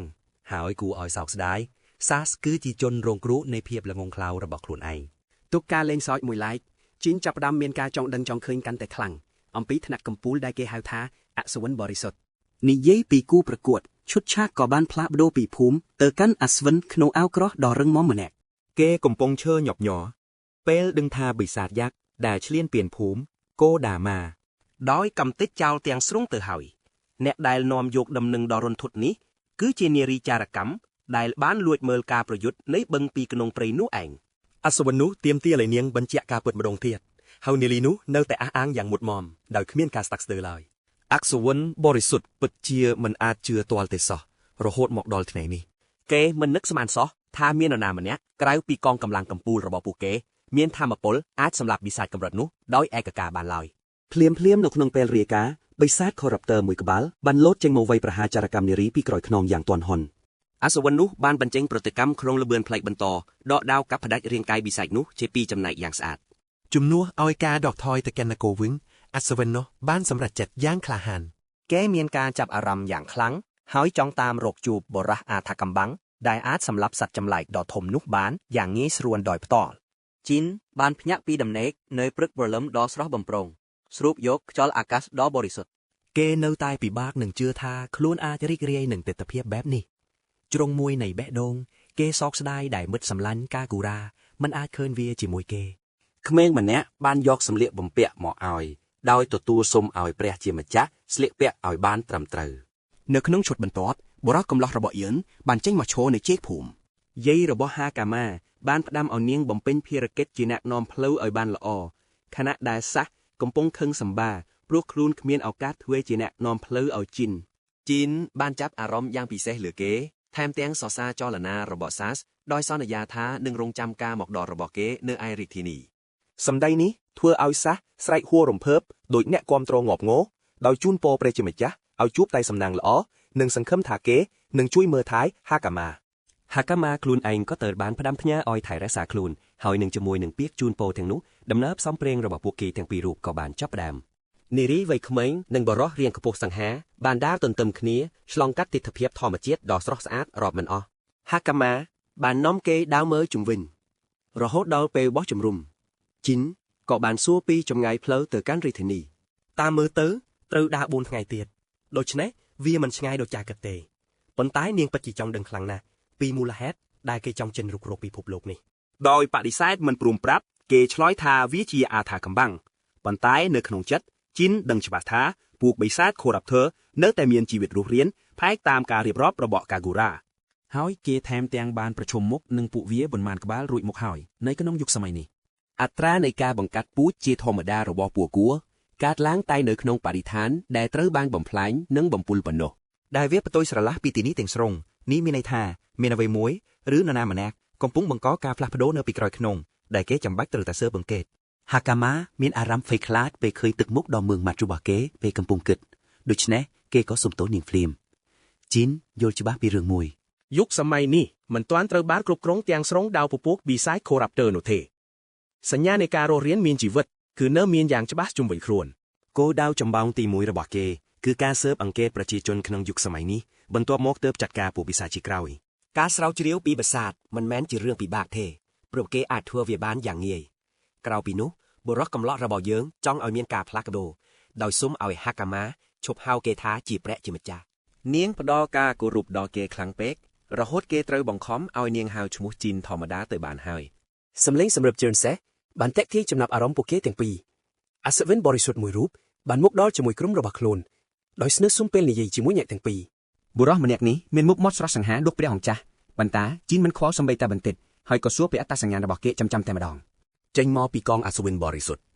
មេបញ្ជាការកងពលទី7បានប្រកាសខ្លួនឯងថាមានឈ្មោះ Argos Alton គំនិតអំពីអសវិនបរិសុទ្ធនៅតែជារឿងថ្មីសម្រាប់កម្លោះយើងគេឆ្ងល់ថាតើពួកនេះជាមនុស្សគួរឲ្យចាប់អារម្មណ៍ដែលអ្នកភូមិបាននិយាយមែនឬអត់នៅក្នុងចំណោមក្រុមរបស់ Argos មានអសវិនស្រីឆាវម្នាក់បានស្រែកគំហកដាក់ជនសាមញ្ញដោយខឹងសម្បាដែលគេមិនព្រមក្រោកឈរគោរពដល់មេដឹកនាំរបស់ខ្លួននាងថែមទាំងបញ្ជាក់ប្រាប់មេបញ្ជាការថាអ្នកទាំងពីរនេះច្បាស់ទីជនល្មើសតែត្រូវ Argos បញ្ជាឲ្យរក្សាភាពស្ងៀមស្ងាត់ Karina នៅតែរអ៊ូតួមិនឈប់ខណៈពេលដែលអសវិនស័ក្តិសិទ្ធិងាកមកនិយាយជាមួយជីនដោយការគោរពជាងមុនជីនគ្រាន់តែឆ្ងល់នឹងសម្ដីរបស់នាងកាលពីអំបញ្ញមិញតែអសវិនស័ក្តិសិទ្ធិប្រាប់ថាកុំប្រកាន់អី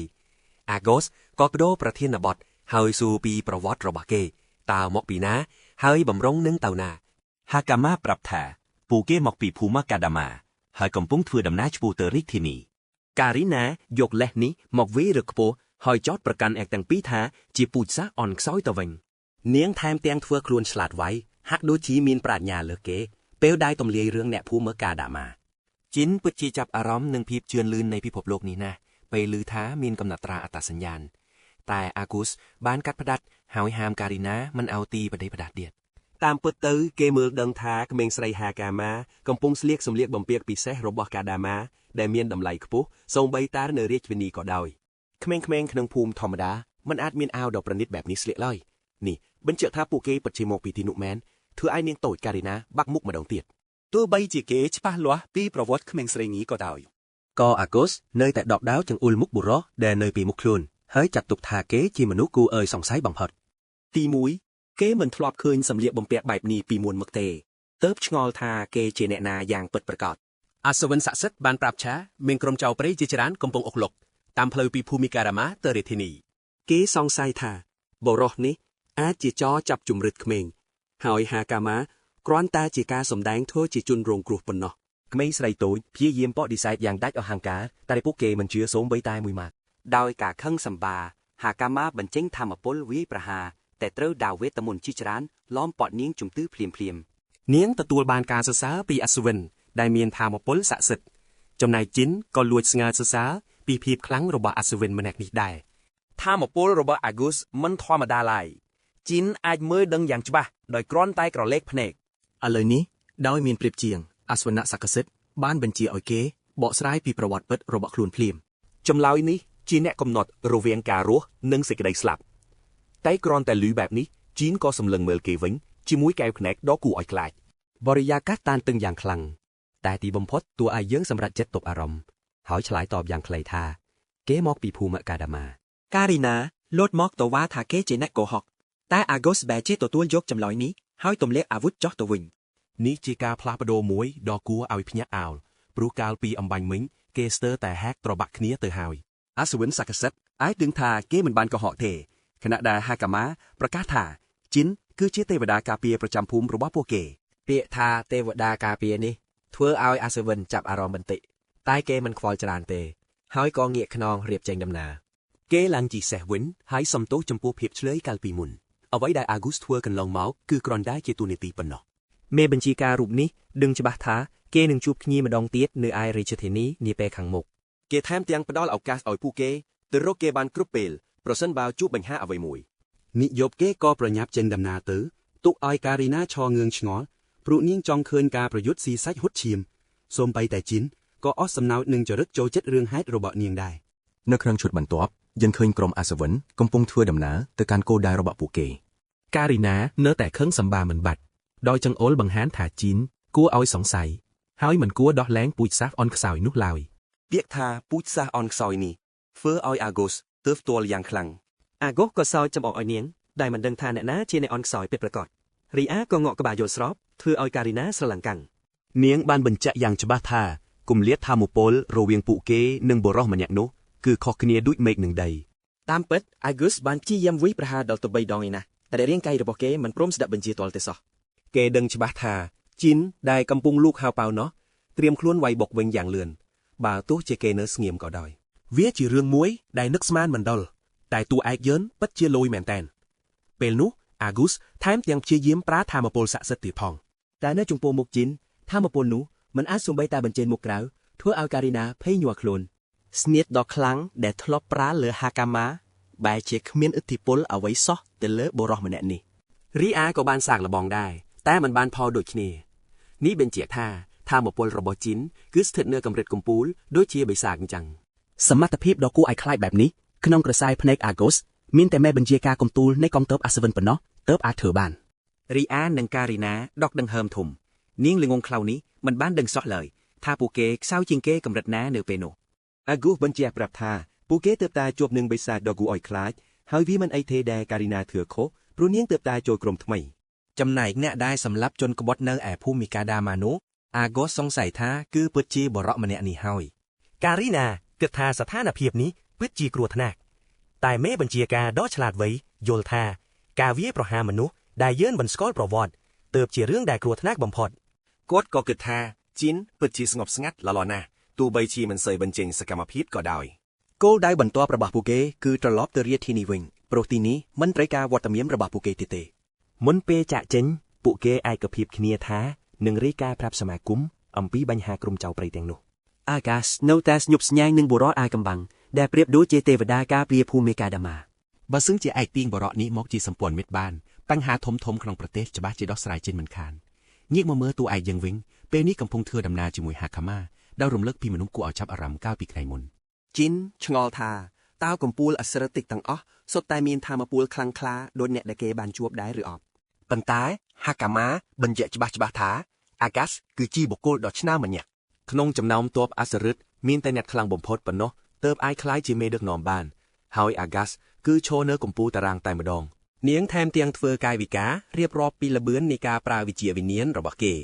ដែលពាក្យនេះធ្វើឲ្យតួឯកយើងស្ដាប់ទៅរៀងប្លែកត្រចៀកបន្តិចតាមពិតទៅក្នុងយុគសម័យនេះការខ្ចីធម៌ពលពីវិញ្ញាណត្រូវបានគេហៅថាអំណាចទេវៈហើយក្បាច់គុណដែលប្រើដើម្បីពង្រឹងធម៌ពលនេះត្រូវបានគេស្គាល់ថាជាវិជ្ជាវិញ្ញាណនិយាយឲ្យស្រួលស្ដាប់ទៅម៉ាស៊ីនណាណូរបស់កាគូរ៉ានិងជីនត្រូវបានអ្នកនៅទីនេះចាត់ទុកជាវិញ្ញាណស័ក្តិសិទ្ធិដែលហួសពីការយល់ដឹងរបស់ពួកគេដឹងច្បាស់ថារបស់ទាំងនេះមើលទៅដូចជារឿងព្រេងនិទានសម្រាប់យុគសម័យនេះប៉ុន្តែគេក៏នឹកឃើញដល់កំហឹងរបស់ការីណាចំពោះពួកពូជអម្បូរជាន់ទាបជីនចាប់ផ្ដើមចាប់អារម្មណ៍នឹងពាក្យនេះហើយដឹងថាក្នុងយុគសម័យបច្ចុប្បន្នមានមនុស្សច្រើនពូជសាសន៍រស់នៅលាយឡំគ្នាអ្នកខ្លះមានរូបរាងដូចសត្វល្អិតនិងត្រីហើយបើតាមសម្ដីយាយរបស់នាងពូជខ្លះអាចរស់នៅបានតែក្នុងទឹកឬតំបន់ចាក់យ៉ាងណាមួយប៉ុណ្ណោះពេលវេលាកន្លងផុតទៅ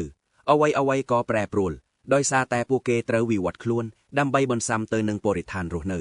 សម្ដីនេះធ្វើឲ្យជីនភ្ញាក់ព្រួតហើយគិតក្នុងចិត្តថា នេះមានន័យថាអ្នកនៅរស់រានមានជីវិតពីអតីតកាលគឺជាដើមចាស់ហាត់នៃការវិវត្តក្នុងរយៈពេល100លានឆ្នាំក្រោយ ប៉ុន្តែគេមិនចង់គិតច្រើនពេកអំពីទ្រឹស្ដីដ៏ស្មុគស្មាញមួយនេះទេ ផ្ទុយទៅវិញជាយល់ថាមនុស្សដែលមិនព្រមវិវត្តខ្លួនតាមបរិស្ថានបានក្លាយជាទីតាំងឲ្យគេសើចចំអកហើយត្រូវគេហៅថាពូជអម្បូរជាន់ទាបដោយសារមិនអាចបន្សាំខ្លួនបានពួកគេត្រូវបានគេចាត់ទុកជាពួកទន់ខ្សោយនិងនៅបាតសង្គម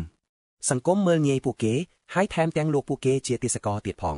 គំនិតនៃការជួញដូរទេសករក្នុងយុគសម័យនេះធ្វើឲ្យតួឯកយូក្តៅក្រហាយប៉ុន្តែហាកាម៉ាមានជំហររឹងមាំចំពោះរឿងនេះ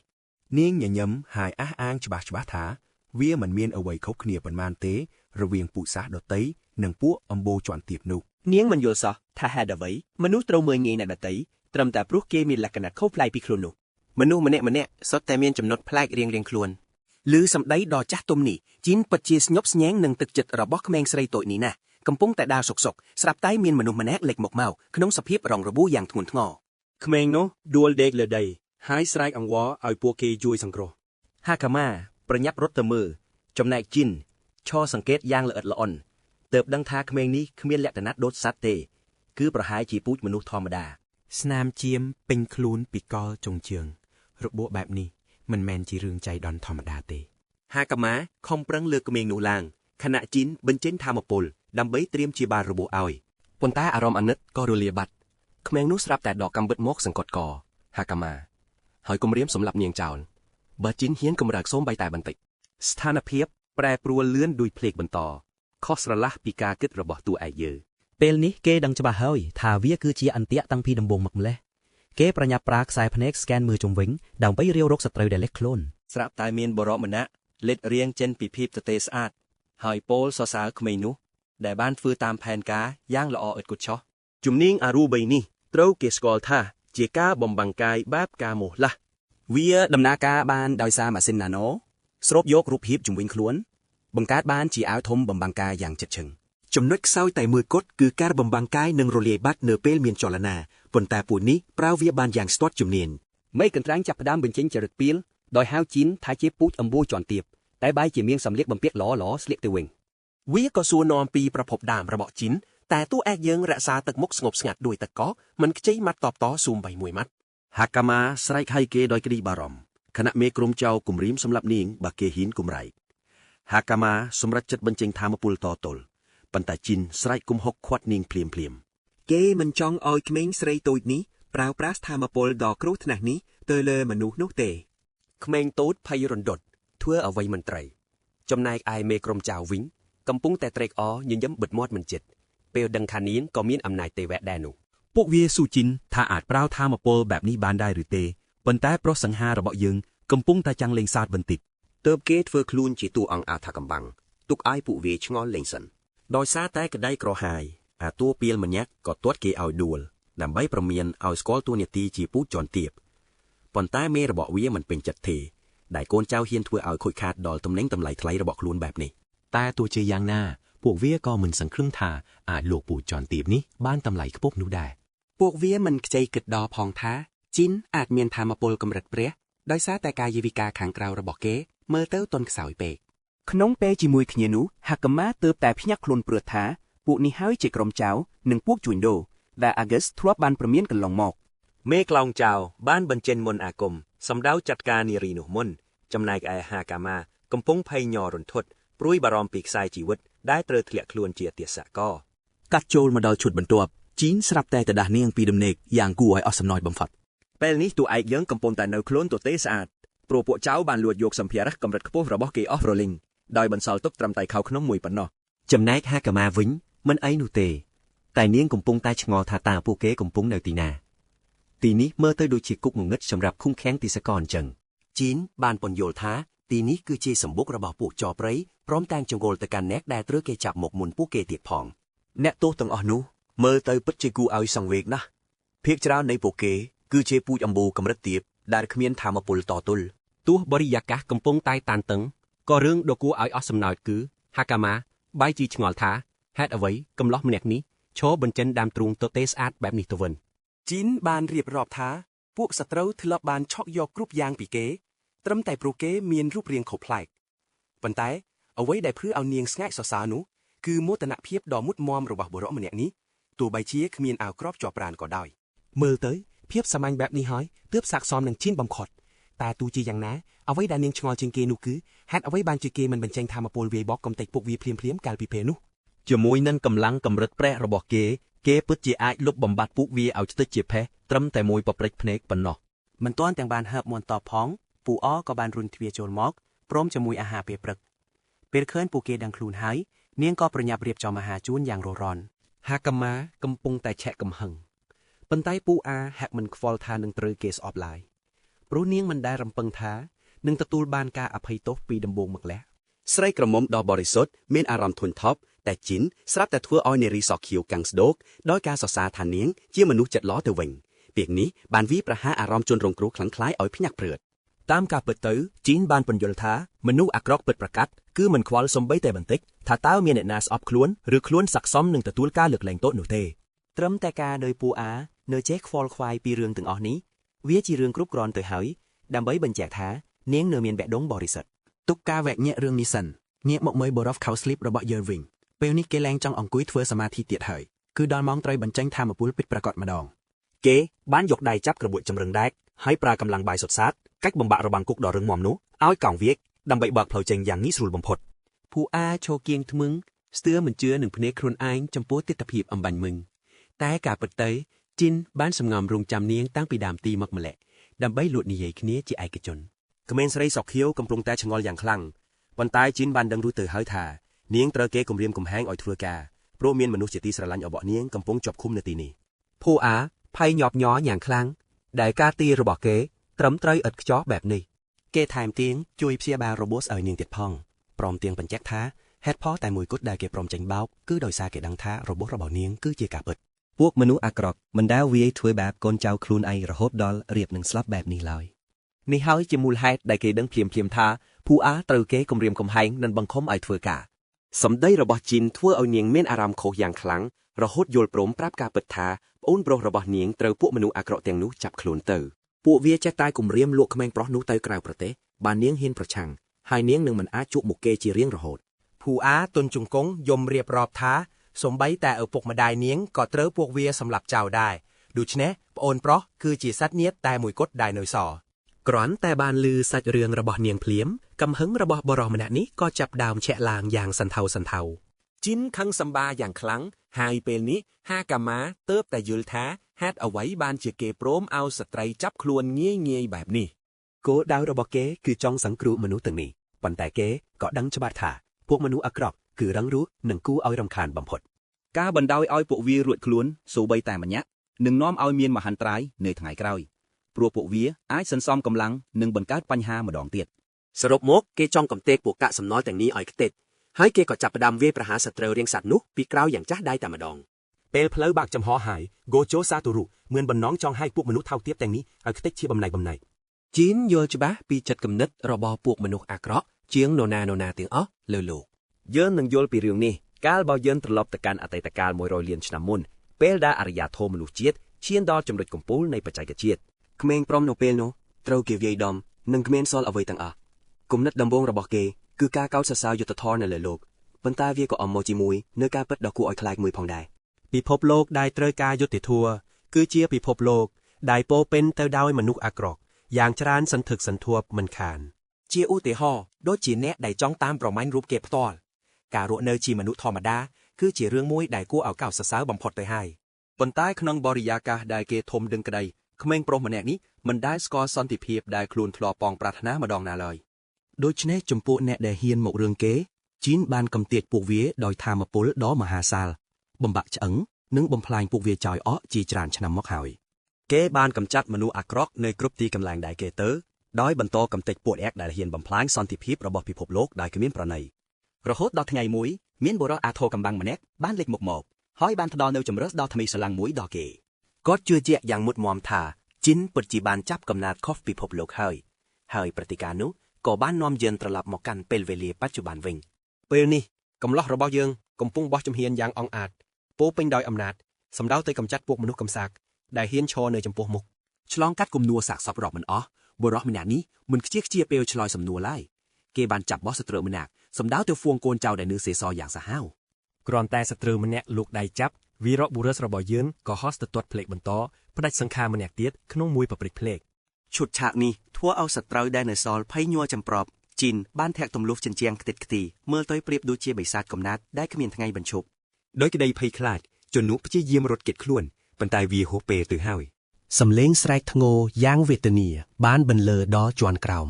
ពូអាអាចដឹងច្បាស់ថានេះជាសំឡេងបីក្បាលរបស់ពួកវា នាងចាប់ផ្ដើមឆ្ងល់យ៉ាងខ្លាំងថាតើបុរសឈ្មោះជីនម្នាក់នេះជាមហាទេពមកពីណាឲ្យប្រកាស ហាកាម៉ានិយាយដល់ជួយជឿថាបុរសម្នាក់នេះគឺជាអាទិទេពដាដីពួកគេមិនបាច់បារម្ភទេព្រោះគេម្នាក់ឯងអាចកំចាត់សត្រូវទាំងអស់បាន ពេលនេះពួកគេត្រូវតែធ្វើតាមបញ្ជាដើម្បីរត់ចេញទៅក្រៅប៉ុន្តែសម្រាប់ពូអាក្តីសង្ឃឹមនៃការរស់រាននេះនៅតែធ្វើឲ្យនាងនៅស្ទាក់ស្ទើរ មេខ្លោងពួកចៅមិនមែនងាយទំពាឡើយព្រោះវាមានធម៌ពលវេទមន្តកម្រិតខ្ពស់ហូរពេញខ្លួន បាននិយាយពីកម្លាំងបាយស្ទើរតែគ្មាននរណាម្នាក់អាចផ្ដួលវាបានឡើយ ប៉ុន្តែខណៈដែលពូអាកំពុងគិតព្រួយបារម្ភតួឯករបស់យើងបានវាយមេក្លោងនោះឲ្យលុតជង្គង់ញ័រទៅត្រើតបាត់ទៅហើយវាអង្វរសុំជីវិតដោយថ្កល់ទាំងប្រាក់និងទាសករអញ្ចឹងប្អូនប្រុសរបស់ពូអាក៏ត្រូវបានឃុំខ្លួននៅក្នុងបន្ទប់នេះដែរ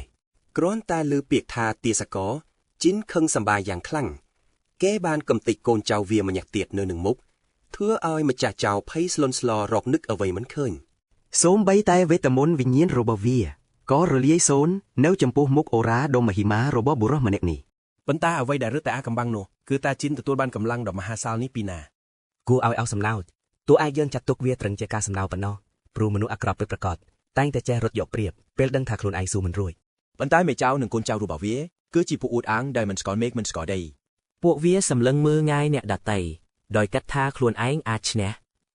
តែនៅពេលសេចក្តីស្លាប់មកដល់ពួកវាក៏ប្រញាប់អង្វរសុំសេចក្តីមេត្តា ពាក្យសម្ដីដ៏មុតស្រួយនេះពិតជាចាក់ដោតខ្លាំងណាស់ដោយស្ដាប់តាមការណែនាំមេខ្លោងពួកចៅក៏ប្រញាប់ក្រោកឈរហើយរត់គេចខ្លួនភ្លាមៗ វាស្ទុះទៅទាញដងថ្លឹងយន្តការដោះលែងអាវុធសម្ងាត់ដែលជាបិសាចកម្រិតខ្ពស់ចេញពីទ្រុង ជីនភ្ញាក់អាវយ៉ាងខ្លាំងពេលឃើញបិសាចក្លែងបន្លំស្ថិតក្រោមការគ្រប់គ្រងរបស់ពួកវានេះគឺជាសត្វចម្លែកដ៏សាហាវដែលរៀបចំទុកសម្រាប់ពួកអភិជន អ្វីដែលគួរឲ្យឆ្ងល់នោះគ្រាតើបិសាចសាច់ដុំពណ៌ស្វាយដ៏ធំនេះហេតុអ្វីមិនអាចបំបីទ្រុងចេញមកក្រៅតាំងពីដំបូង មេចៅញញឹមយ៉ាងក្រអឺតក្រទុំចង់ឃើញជីនបាត់បង់ជីវិតខណៈដែលសត្វចម្លែកនោះបន្លឺសំឡេងក្រហឹមក៏ក្រាកពេញទីតាំងតាំងមូល ការវិភាគដំបូងចាប់ផ្ដើមបិសាចកំណាតបានទាត់កំទេចក្តាងងងឹតសម្ដៅមកកិនកំទេចជីនឲ្យคล้ายជាផេះ ប៉ុន្តែការវាយប្រហារដ៏ធ្ងន់នេះត្រូវបានរៀបរៀងយ៉ាងងាយស្រួលមេខ្លោងចៅឈរកាំងនិយាយលេងចិននៅពេលឃើញធម្មពលដ៏មហិមារបស់ជីន ត្រូវហើយនោះគឺជាធម៌ពលសាច់ដុំដ៏រឹងមាំដែលមិនអាចប្រៀបផ្ទឹមបាន ក្នុងពេលនោះជីនបានបង្ហាញថាគេកើតមកជាមួយរាងកាយកម្រិតអាទិទេពដែលមានសរសៃសាច់ដុំខ្លាំងជាងមនុស្សធម្មតារាប់ម៉ឺនដង ឥឡូវដល់វេនរបស់គេម្ដងបុរសនេះបានទាត់សត្វចម្លែកនោះខ្ទាតចេញមុននឹងបញ្ចេញធម៌ពលពិតរបស់ខ្លួនឲ្យពិភពលោកបានឃើញ គេបានបញ្ចេញរលកធម្មពលពន្លឺយ៉ាងសន្ធឹកសន្ធាប់បោកបុកតំតិចបិសាចនោះឲ្យคล้ายជាផេះផុងត្រឹមតែមួយពព្រិចភ្នែកប៉ុណ្ណោះក្រោយពីអួតអាងអស់ចិត្តមេខ្លោងពួតចោលក៏ត្រឡប់មកលុតជង្គង់នៅចំពោះមុខសេចក្តីស្លាប់ម្ដងទៀត ជីនសម្លឹងមើលដោយកែវភ្នែកត្រជាក់ស្រែបចង់ដឹងថាតើសម្រាមួយនេះនឹងធ្វើអ្វីបន្តដោយអស់ផ្លូវដើរវាបានត្រឹមតែក្រាបសំពះអង្វរសុំជីវិតយ៉ាងវេទនា ប៉ុន្តែស្ដេចសក់សដ៏អស្ចារ្យរបស់យើងមិនខ្វល់ឡើយគេបានមាត់មួយដៃចំកណ្ដាលមុខដោយគ្មានក្តីមេត្តាសូម្បីតែបន្តិច ពេលបញ្ហាត្រូវបានដោះស្រាយគេក៏ប្រមូលអូរ៉ាត្រឡប់មកវិញរួចងាកទៅសុំទោសក្មេងៗដែលទុកឲ្យរងចាំយូរ ជាដំបូងគេត្រូវស្វែងរកឯកសារដើម្បីប្រមូលភស្តុតាងពីបទល្មើសរបស់ពួកវាគេបើកថតតូហើយប្រទះឃើញសៀវភៅកំណត់ហេតុដ៏គួរឲ្យសង្ស័យមួយ ត្រឹមតែមើលមួយភ្លែតអ្នកប្រកាសជាគិតថាបុរសម្នាក់នេះរកឃើញកំណត់ព័ត៌មានធំហើយ ប៉ុន្តែការពិតតួឯករបស់យើងអានមិនយល់សូម្បីតែមួយតួអក្សរភាសានេះចម្លែកពេកទើបគេត្រូវបង្ខំចិត្តពឹងផែកលើហាកាម៉ាឲ្យជួយបកប្រែ ទោះជាយ៉ាងណាក៏ដោយជីននៅតែមិនអាចប៉ាន់ស្មានបានថាហេតុអ្វីបានជាពួកចៅទាំងអស់នេះអាចបញ្ជាបិសាចកម្រិតខ្ពស់បាន ដើម្បីបញ្ជាក់ពីការសង្ស័យគេបានដើរទៅត្រួតពិនិត្យសាកសពបិសាចដែលទើបតែកំតិចមុននេះ តាមរយៈវិធីនេះគេអាចជាប់ទៅកាន់កាមេរ៉ាណាណូដែលហោះហើរក្នុងបន្ទប់បាន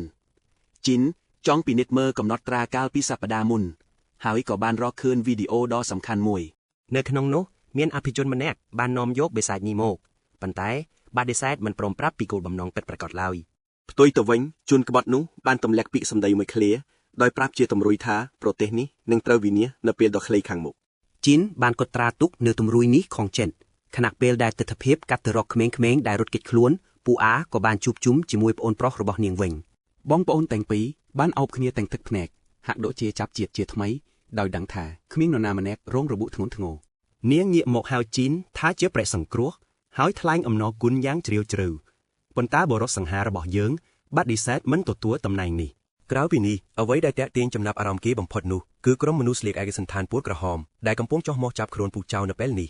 តាមមើលទៅពួកគេពិតជាបុគ្គលិកប្រចាំ Gilman អ្វីដែលកាន់តែអស្ចារ្យនោះបរិសុទ្ធសក់វែងពួកមាត់ក្រាស់ដែលឈរក្បែរពួកគេនោះគឺជាមេហ្គីលប្រចាំទីក្រុងនេះតែម្ដង បុរសម្នាក់នោះបានសម្លឹងមកកាន់ជីនរួចដើរមកសួរនាំថាគេមានពាក់ព័ន្ធនឹងរឿងរ៉ាវដែលបានកើតឡើងឬអត់ កំឡោះរបស់យើងក៏បានងក់ក្បាលទទួលស្គាល់ដែលធ្វើឲ្យផាដ្រាណែនាំខ្លួនជាផ្លូវការក្នុងនាមជាមេហ្គីលនិងថ្លែងអំណរគុណដល់គេយ៉ាងជ្រាលជ្រៅ គ្រាន់តែសម្លឹងមើលមួយផ្លែតគាត់ពិតជាភ្ញាក់ផ្អើលយ៉ាងខ្លាំងដែលមនុស្សម្នាក់អាចផ្ដួលសត្រូវដល់ច្រើនសន្ធឹកសន្ធាប់ដោយគ្មានរបួសសូម្បីតែបន្តិច ទោះបីជាមើលទៅមានរូបរាងដូចជាកលៈសម្ព័ន្ធជាន់ទាបក៏ដោយក៏ផាដ្រាអាចដឹងយ៉ាងច្បាស់ថាបុរសម្នាក់នេះមិនមែនជាមនុស្សធម្មតានោះឡើយ មេហ្គីលបានប្រាប់ថាហេតុការណ៍នេះបានបន្សល់ទុកនូវការខូចខាតយ៉ាងធ្ងន់ធ្ងរហើយសំណើកំចាត់ចោលព្រៃគឺកំពុងតែកើនឡើងដល់កម្រិតកំពូល រឿងនេះធ្វើឲ្យជីនចាប់អារម្មណ៍យ៉ាងខ្លាំងព្រោះគេគិតថាម្ចាស់ទីក្រុងច្បាស់ជាត្រូវចាត់វិធានការក្តៅដើម្បីចាប់ខ្លួនពួកចៅព្រៃទាំងនោះជាមិនខាន មេហ្គីលសោចរួចពន្យល់ថាសូម្បីតែម្ចាស់ទីក្រុងក៏គ្មានអំណាចដល់ថ្នាក់នោះដែរការចាត់ការបទល្មើសគឺជាទូនីតិរបស់សមាជិកគីលដែលបានស្បត់ស្មាចំពោះអង្គកษัតរិ៍ សូម្បីតែលោកម្ចាស់ឆាភីនៃជាអ្នកគ្រប់គ្រងទឹកដីនេះប្រព្រឹត្តបទល្មើសក៏ពួកគេត្រូវតែរាយការណ៍ទៅកាន់ព្រះរាជាដែរទោះបីជារឿងបែបនេះពិបាកនឹងកើតឡើងក៏ដោយ ផាដ្រាពិតជាជឿជាក់លើការសន្និដ្ឋានរបស់ខ្លួនចំណែកឯជីនវិញក៏បានប្រៀបធៀបស្ថានភាពនេះទៅនឹង100លានឆ្នាំមុនដោយដឹងថាម្ចាស់ទីក្រុងគឺប្រៀបដូចជាអភិបាលក្រុងហើយហ្គីលគឺប្រៀបបានទៅនឹងប៉ូលីសអញ្ចឹងដែរ ទោះជាយ៉ាងណាក៏ដោយលោកម្ចាស់ឆាប់ផែនមិនមែនជាមនុស្សដែលយើងអាចទុកចិត្តបានដោយងាយនោះឡើយ ជីនបានសម្រេចចិត្តប្រគល់ឯកសារទាំងអស់ដែលគេរឹបអូសបានពីពួកចៅព្រៃដោយសួរថាតើវាអាចមានប្រយោជន៍សម្រាប់ហ្គីលដែរឬទេ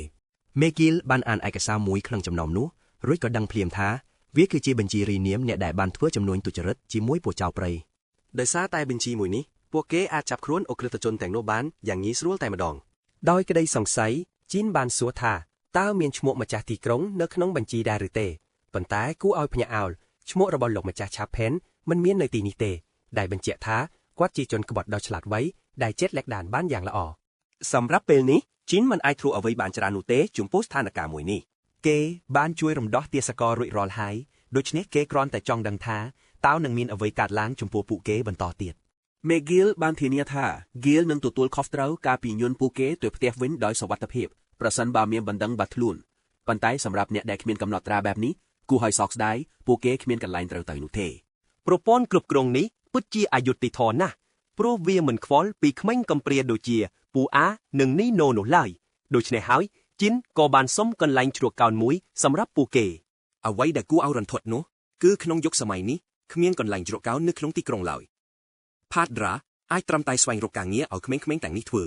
ប៉ុន្តែដោយសារពួកគេជាកុលសម្ព័ន្ធជាន់ទាបការស្វែងរកការងារក៏ជារឿងដ៏លំបាកមួយដែរ ក្មេងៗកំពុងតែស្រងាក់ចិត្តខណៈដែលជីនក៏មានអារម្មណ៍ខកចិត្តយ៉ាងខ្លាំងដែលពិភពលោកមួយនេះនៅតែមានរឿងអយុត្តិធម៌ដដែល គេពិតជាមិនចង់បបងក្មេងទាំងនេះចោលឡើយទោះបីជាគ្មានកន្លែងឲ្យពួកគេធ្វើការក៏ដោយ រំពេចនោះគណិតមួយក៏បានផុសឡើងក្នុងក្បាលរបស់គេដូច្នេះគេក៏បានសួរថាតើពួកគេទាំងពីរយល់ព្រមធ្វើការនៅកន្លែងណាមួយដែរឬទេប្រសិនបើមានឱកាស ពូអាបានយល់ព្រមនឹងចង់សាក់លបងដែលរឿងនេះធ្វើឲ្យជីននឹកឃើញដល់អាហ្កាសជាអសវិនមាសដែលធ្លាប់សន្យាថានឹងជួយពួកគេនៅពេលមានអាសន្ន ឈានចូលមកដល់ឈុតបន្ទាប់យើងងាកមកមើលរាជធានីកូសៀដើម្បីជួបជាមួយអាហ្កាសវិញម្ដងអសវិនដ៏វិសុទ្ធរូបនេះកំពុងតែធ្វើដំណើរត្រឡប់មកវិញស្រាប់តែមានអារម្មណ៍ព្រឺសម្បកខ្នងដោយមិនដឹងខ្លួននៅពេលមកដល់ភូមិគ្រឹះគាត់បានប្រាប់ឲ្យក្រុមការងារទាំងអស់សម្រាប់សិនសម្រាប់ថ្ងៃនេះ អាហ្កាសបានត្រឡប់មកកាន់បន្ទប់របស់ខ្លួនគាត់ត្រូវបានទទួលស្វាគមន៍ដោយក្រុមអ្នកបម្រើប្រុសស្រីយ៉ាងកក់ក្ដៅនិងពោរពេញដោយក្តីមោទនភាព រឿងដំបូងដែលគាត់ធ្វើគឺសួររករបាយការណ៍ថ្មីតាមរយៈទឹកមុខរបស់អ្នកបម្រើអសវិនដ៏វិសុទ្ធរូបនេះអាចទាយដឹងភ្លាមថាច្បាស់ជាមានរឿងមិនស្រួលកើតឡើងហើយ មេកាបានអោនក្បាលសុំទោសដែលត្រូវរំខានចៅហ្វាយនាយទាំងដែលគាត់ទើបតែត្រឡប់មកដល់ ស្របពេលជាមួយគ្នានេះប្អូនស្រីរបស់គាត់បានឈរសម្លឹងមើលពីខាងលើដោយកែវភ្នែកដ៏មុតស្រួច Agas បានទទួលរបាយការណ៍រួចក៏ចាប់ផ្ដើមជឿក្បាលខ្ទុកតែម្ដងស្ថានភាពគឺអាក្រក់ជាងអ្វីដែលគាត់បានគេទុកទៅទៀត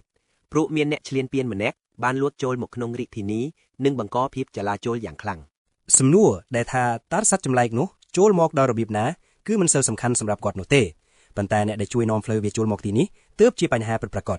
ការសន្និដ្ឋានដ៏ល្អរបស់គាត់គឺប្រហែលជាមានអ្នកណាម្នាក់ពីសាលា Harris ដែលជាកន្លែងពោពេញទៅដោយជនសង្ស័យដែលកំពុងរៀបចំផែនការកម្ចាត់ពួកគេទោះជាយ៉ាងណាក៏ដោយពេលនេះគាត់ពិតជាត្រូវការកម្លាំងបន្ថែមជាបន្ទាន់ដើម្បីគ្រប់គ្រងស្ថានភាពនៅក្នុងរាជធានី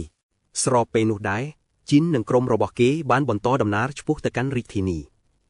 រយៈពេល3ថ្ងៃបានកន្លងផុតទៅយ៉ាងលឿននៅក្នុងបេសកកម្មបោះសម្អាតមួយនេះ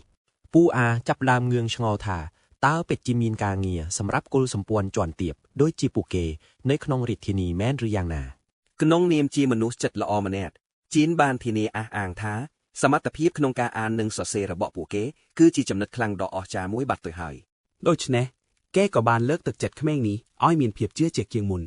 ចំណែកឯហាកាម៉ាវិញក៏បានចង្អុលទៅកាន់ទីឆ្ងាយដោយប្រាប់ថារាជធានីគឺស្ថិតនៅក្បែរនេះហើយកំឡោះរបស់យើងពិតជាស្រឡាំងកាំងយ៉ាងខ្លាំងនៅពេលដែលគេបានសម្លឹងមើលទៅកាន់ភាពស្រស់បំព្រៅដ៏អស្ចារ្យនៃរាជធានីមួយនេះ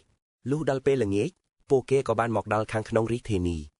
ទីនេះពោពេញទៅដោយភាពអ៊ូអរដែលមានមនុស្សម្នាធ្វើដំណើរខ្វាត់ខ្វែងពេញផ្លូវហាកាម៉ាបានទម្លាយថារាជធានីនេះពឹងផ្អែកលើការនាំចូលដែលមានន័យថាទំនិញគ្រប់ប្រភេទគឺអាចរកបាននៅទីនេះសូម្បីតែសម្លៀកបំពាក់កាដាម៉ាដែលពួកគេធ្លាប់បាននិយាយពីមុនមកក៏មានដែរជីនចាប់អារម្មណ៍នឹងរឿងនេះយ៉ាងខ្លាំងហើយថែមទាំងសង្កេតឃើញពពួកសត្វល្អិតបាំងផ្លែងខ្លួនមួយចំនួនផងដែរនៅទីនេះមានការប្រមូលផ្ដុំទៅដោយពូជសាសន៍យ៉ាងច្រើនសន្ធឹកសន្ធាប់ដែលបង្ហាញពីការវិវត្តខុសៗគ្នារបស់ពួកគេដងវិថីពិតជាមានសន្តាប់ធ្នាប់ល្អណាស់ចំណែកឯសុវត្ថិភាពនៅខាងរាជធានីវិញគឺស្ថិតនៅកម្រិតកំពូលតែម្ដងទោះមានចំណុចល្អច្រើនក្តីតែភាពស្មោកគ្រោកនៅតែមានជានដកដង្ហើមធំយល់ថាគ្រប់យុគសម័យសុទ្ធតែមានបញ្ហាផ្ទាល់ខ្លួនជានិច្ចគេងាកទៅសួរហាកាម៉ាពីការប្រឡងចូលរៀនហើយក៏ដឹងថា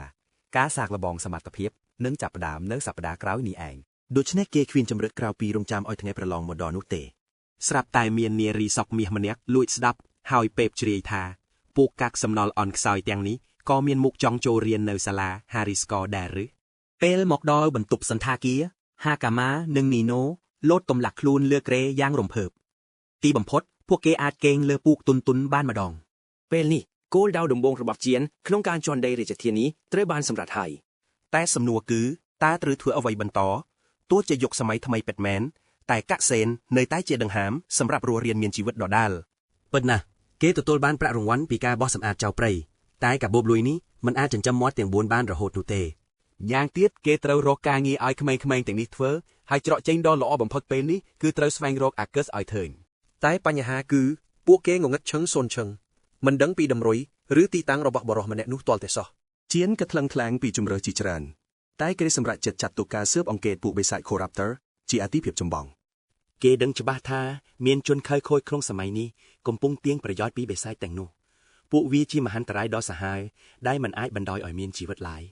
លើកនេះគេដាច់ខាតមិនបណ្ដោយឲ្យភពផែនដីធ្លាក់ចូលក្នុងសោកនាដកម្មវិនាសកម្មម្ដងទៀតនោះទេគិតចប់គេក៏ងាកសួរហាកាម៉ាយ៉ាងស្ងប់ស្ងាត់ថាតើមនុស្សនៅទីនេះរកប្រភពព័ត៌មានដោយរបៀបណាចម្លើយគឺត្រូវអានសៀវភៅឬសួរអ្នកប្រាជ្ញតែសៀវភៅនៅទីនេះមានតម្លៃថ្លៃកប់ពពុកតែម្ដងកាលនៅភូមិអ្នកស្រុកត្រូវរៃអង្គាសប្រាក់គ្នាទើបអាចទិញសៀវភៅមួយក្បាលមកអានរួមគ្នាបានតែសំណាងល្អរាជធានីនេះមានបណ្ណាល័យដ៏ធំសម្បើមមួយដែលធ្វើឲ្យការស្វែងរកទិន្នន័យកាន់តែងាយស្រួលជានពេញចិត្តគំនិតនេះណាស់ព្រោះគេអាចប្រើបណ្ណាល័យនេះដើម្បីតាមដានតម្រុយនៃមន្ទីរពិសោធន៍ដែលកាកូរ៉ាបានបន្សល់ទុកឈុតបន្ទាប់គេដើរទៅជួបនារីបេឡាកតែនាងបែរជាបដិសេធយ៉ាងប្រហើនដោយសារសៀវភៅជាទ្រព្យសម្បត្តិជាតិដ៏ពិសិដ្ឋគេមិនអនុញ្ញាតឲ្យជនសាមញ្ញចូលផ្ទះផ្ដាស់ឡើយមានតែសិស្សសាលាល្បីៗនិងពួកអភិជនប៉ុណ្ណោះទើបមានសិទ្ធិចូលបានដែលរឿងនេះបានបន្ថែមភាពស្មុគស្មាញដល់វីរបុរសយូរទៀតហើយហាកាម៉ាចំអកឲ្យជានទាំងហួសចាត់ថាទោះចូលបានក៏បងប្រុសអានអក្សរមិនដាច់ដែរថ្មីត្បិតតែគេកំពុងខំប្រឹងរៀនសរសេរក្តីគេនៅត្រូវការពេលវេលាច្រើនទៀតដើម្បីអាចស្វែងយល់ពីភាសាក្នុងយុគសម័យនេះបានយ៉ាងស្ទាត់ជំនាញ កំឡោះយើងអេះក្បាលដូចសិស្សភ័យរឿងប្រឡងខណៈមានបរោះអាវធំពណ៌ខ្មៅពីរនាក់កំពុងតាមឃ្លាមើលគេយ៉ាងស្ងាត់កំបាំង ពួកគេបោះជំហានចូលមករកជៀនធ្វើហាក់ដូចជាចង់សួរនាំតែការពិតវាជាការស្វាគមន៍ដោយកណ្ដាប់ដៃដកកាចសាហាវទៅវិញ ប៉ុន្តែវីរបុរសយើចាប់ទប់កណ្ដាប់ដៃនោះជាប់មួយរំពេចថែមទាំងឌឺដងត្រឡប់ទៅវិញពីការរាក់ទាក់ដ៏មានសុជីវធម៌មួយនេះ ទីក្រុងនេះពិតជាមានសុវត្ថិភាពខ្ពស់ណាស់ដែលបណ្ដោយឲ្យមានការវាយប្រហារយ៉ាងកក្លឿនបែបនេះបាន ទោះយ៉ាងណាអាពីលនោះនៅតែអួតក្អេងក្អាងខណៈជៀនវាស្ដាយឡើងលើដើម្បីបង្វាយទិសដៅថាមពលវេទមន្តដកខ្លាំងខ្លាចិន ជនល្មើសសរសើរពីសភាវកិច្ចដ៏រហ័សរបស់គេចំណែកពួកភ័យបែកញើសមិននឹកស្មានថាពួកវាហ៊ានបញ្ចេញថាមពលនៅកណ្ដាលទីសាធារណៈសោះ កំឡោះយើងចង់ដឹងណាស់ថាពួកកាកសំណល់ទាំងនេះចង់បានអ្វីហើយគេក៏ដឹងភ្លាមថាមានអ្នកជួយពួកវាឲ្យមកយកក្បាលគេតែម្ដង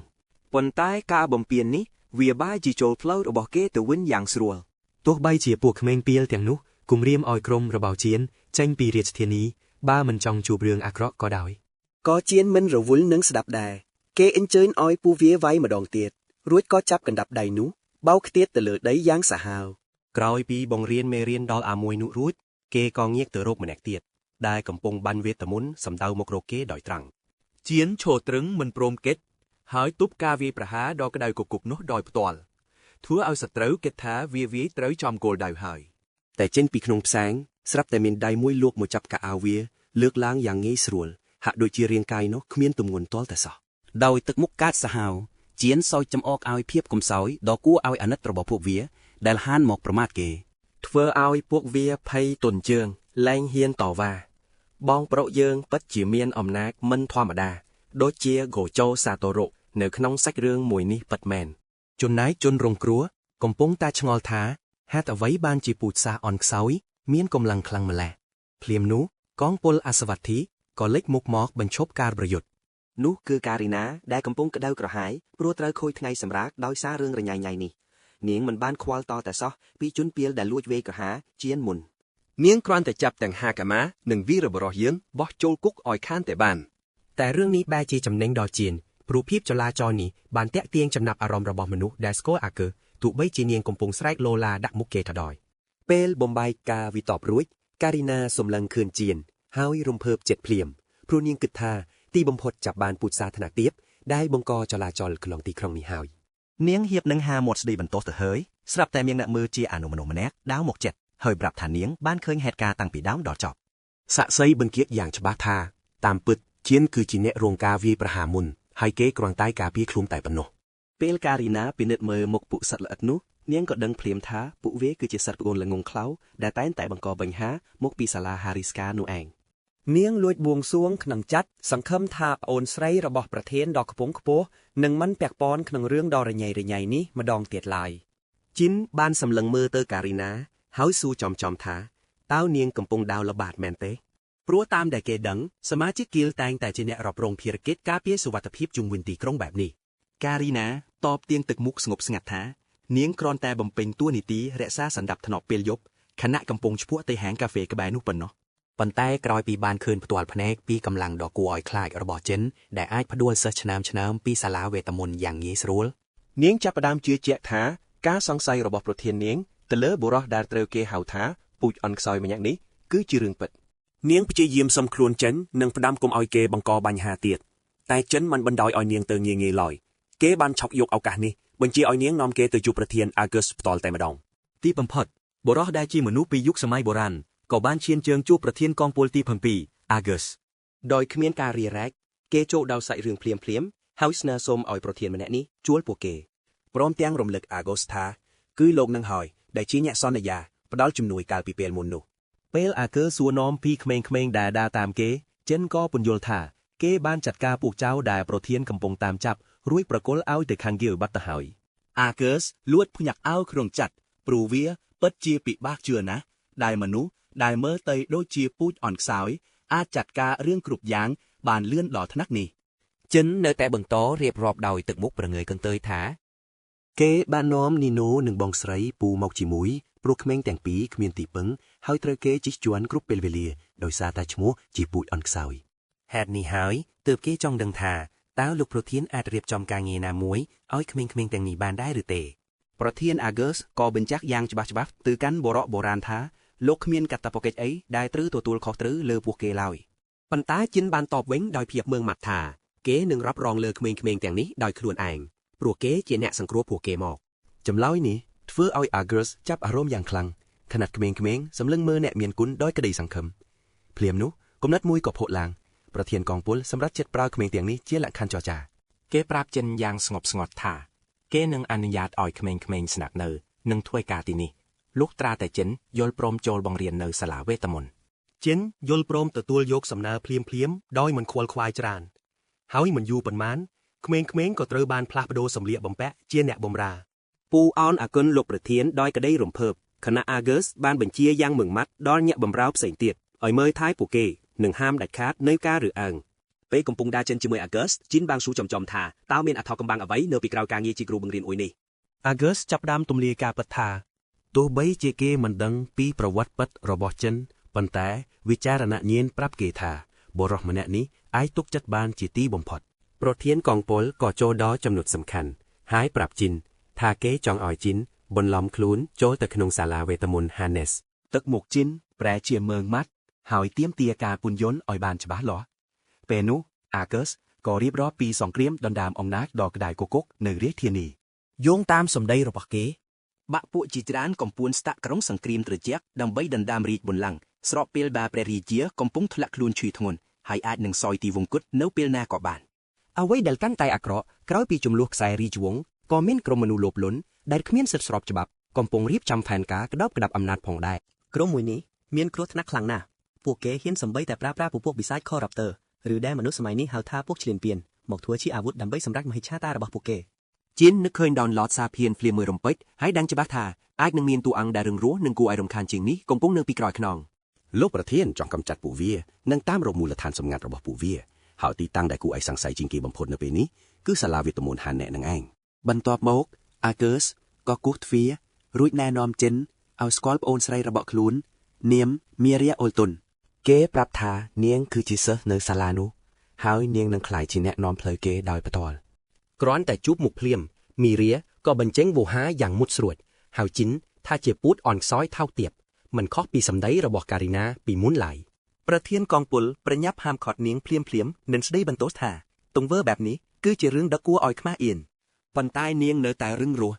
នាងប្រកែកដាច់អហង្ការថានឹងមិនយល់ព្រមប្រគល់ភារកិច្ចដ៏សំខាន់បែបនេះទៅឲ្យមនុស្សដែលនាងចាត់ទុកថាជាពូជធ្លាក់ជំរាវដាច់ខាតចិនតបទៅវិញដោយមិនញញើតចំពោះអកប្បកិរិយាដ៏ចន្លោមខាមរបស់នាងធ្វើឲ្យ Argus ខ្មាស់អៀនយ៉ាងខ្លាំងរហូតត្រូវអោនសំទោសជំនួសប្អូនស្រី Karina ឈានជើងចូលក្បែរចិនហើយខ្សឹបតិចថាតាមពិតមីរៀពូកែណាគ្រាន់តែនាងស្អប់ខ្ពស់ពួកពូជអន់ខ្សោយដល់ឆឹងមីរៀនៅតែបន្តជេរប្រមាថជីនមិនឈប់នឹងមើលងាយថាមនុស្សដូចជាគេគ្មានគុណសម្បត្តិសូម្បីតែបន្តិចក្នុងការធ្វើជាគ្រូបង្រៀនស្រាប់តែហាកាម៉ាចាក់ប្រេងសាំងបន្ថែមលើភ្លើងដោយនិយាយកាត់ឌឺដងថាអ្នកការពាររបស់នាងម្នាក់នេះសូម្បីតែអក្សរក៏មើលមិនដាច់ផងតែយ៉ាងណាហាកាម៉ាក៏ប្រញាប់កែប្រែស្ថានភាពដោយសរសើរពីកម្លាំងដ៏មហិមានិងសមត្ថភាពពិតប្រាកដដែលចិនមានសម្ដីរបស់នាងស្រាប់តែធ្វើឲ្យការីណានឹកឃើញការពិតមួយថាមីរៀនេះហើយដែលជាអ្នកបញ្ជាឲ្យសេះសាឡាវាយប្រហារ Argus កាលពីមុននោះលោកប្រធានបានអោនសុំទោសដោយក្តីអាម៉ាស់ម្ដងហើយម្ដងទៀតព្រមទាំងសន្យាថានឹងអប់រំប្អូនស្រីម្នាក់នេះឲ្យបានតឹងរឹងបំផុតជីនខ្ជិលខ្វល់ពីរឿងរញ៉ាញ៉ៃក៏បង្វែរសាច់រឿងហើយសួរទៅកាន់ Argus ដោយទឹកមុខស្ងប់ស្ងាត់ថាតើគេត្រូវបង្រៀនមុខវិជ្ជាអ្វីឲ្យប្រកបនៅសាលាវេទមន្តមួយនោះ Argus បានឆ្លើយតបដោយភាពជឿជាក់ថាតាមការសង្កេតរបស់គេជីនពិតជាមានជំនាញសិល្បៈវិញ្ញាណកម្រិតកំពូលដូច្នេះហើយទើបគេជឿជាក់ថាបុរសម្នាក់នេះស័ក្តិសមបំផុតក្នុងការបង្រៀនមេរៀនមូលដ្ឋានគេបានរៀបរាប់ពីសិល្បៈវិញ្ញាណគោលទាំង4រួមមានការបញ្ឆេះភ្លើងការបញ្ចេញថាមពលការបង្កកនិងការព្យាបាលហើយការជែកប្រើត្រឹមតែ2ក៏ចាត់ទុកថាខ្លាំងអស្ចារ្យណាស់ទៅហើយពេលឮថាមូលដ្ឋានគ្រឹះនៅទីនេះមានត្រឹមតែសិល្បៈវិញ្ញាណចំនួន4យ៉ាងដូចនេះជីនក៏នឹកឃើញភ្លាមថាមេក្រុមចៅព្រៃដែលគេបានជួបពីមុនតាមពិតជាអ្នកមានជំនាញមិនធម្មតាទាល់តែសោះថាមពលរបស់ចៅនោះចាត់ទុកជាសិល្បៈវិញ្ញាណកម្រិតខ្ពស់នៅទីនេះជីនញញឹមជងមាត់សម្រាប់ចិត្តថានឹងកែប្រែការយល់ដឹងដ៏រ៉ាក់កំភេលរបស់មនុស្សក្នុងយុគសម័យនេះ ពេលវេលាបានកន្លងផុតទៅមួយសប្តាហ៍ ទីបំផុតថ្ងៃកំណត់ជោគវាសនាក៏បានមកដល់ហាកាម៉ាត្រូវប្រឡងចូលរៀននៅរាជបណ្ឌិតសភាហើយ Argus បានដើរចូលមកព្រមគ្នាជាមួយជីនព្រោះគេចង់ប្រគល់ភារកិច្ចដ៏ធ្ងន់ធ្ងរមួយនេះហើយជីនធ្វើជាគ្រូបង្គោលប្រចាំឆ្នាំ ជារៀងរាល់ឆ្នាំកងកម្លាំងក្រុមអសវិនរេត្រីមួយត្រូវតែបញ្ជូនតំណាងមកកាន់តំណែងនេះហើយលើកនេះគឺជាវេនរបស់កងពលទី 7 ខណៈពេលដែលជីនដើរពីក្រោយយ៉ាងស្ងៀមស្ងាត់បរិសុទ្ធធាត់ម្នាក់ឈ្មោះ Rodman បានសម្លឹងមកកាន់គេដោយក្រសែភ្នែកចាប់កំហុសមិនដាក់ភ្នែកឡើយទីបំផុតពួកគេក៏បានមកដល់ការិយាល័យរបស់នាយិកាហើយ Argus ក៏បានអូនគំនាបគោរពនាងយ៉ាងកក់ក្ដៅនាយិកាបានញញឹមដោយមោទនភាពពេលឃើញអតីតកូនសិស្សរបស់ខ្លួនកំពុងមានមុខមាត់ធំដុំនៅក្នុងកងកម្លាំងអសវិនរាត្រីបន្ទាប់មកនាងក៏លើកឡើងពីចំនួនបាក់ពួរក្នុងប្រទេសរួចក៏ងាកមកបាញ់សម្ដីផ្លែផ្កាវាយប្រហារផ្លូវចិត្តទៅលើជីនភ្លាមនាងស្ដីបន្ទោសទៅប្រធានក្រុមថាមិនគួរមើលស្រាលបណ្ឌិតសភារហូតបញ្ជូនមនុស្សកម្រិតទាបឲ្យមកកាន់តំណែងដ៏សំខាន់បែបនេះសោះប្រធានក្រុមនៅតែប្រកាន់ជំហរយ៉ាងរឹងមាំថាជីនមានសមត្ថភាពខ្លាំងក្លាលើសគេគ្មាននរណាក្នុងកងពលអាចប្រៀបផ្ទឹមបានឡើយ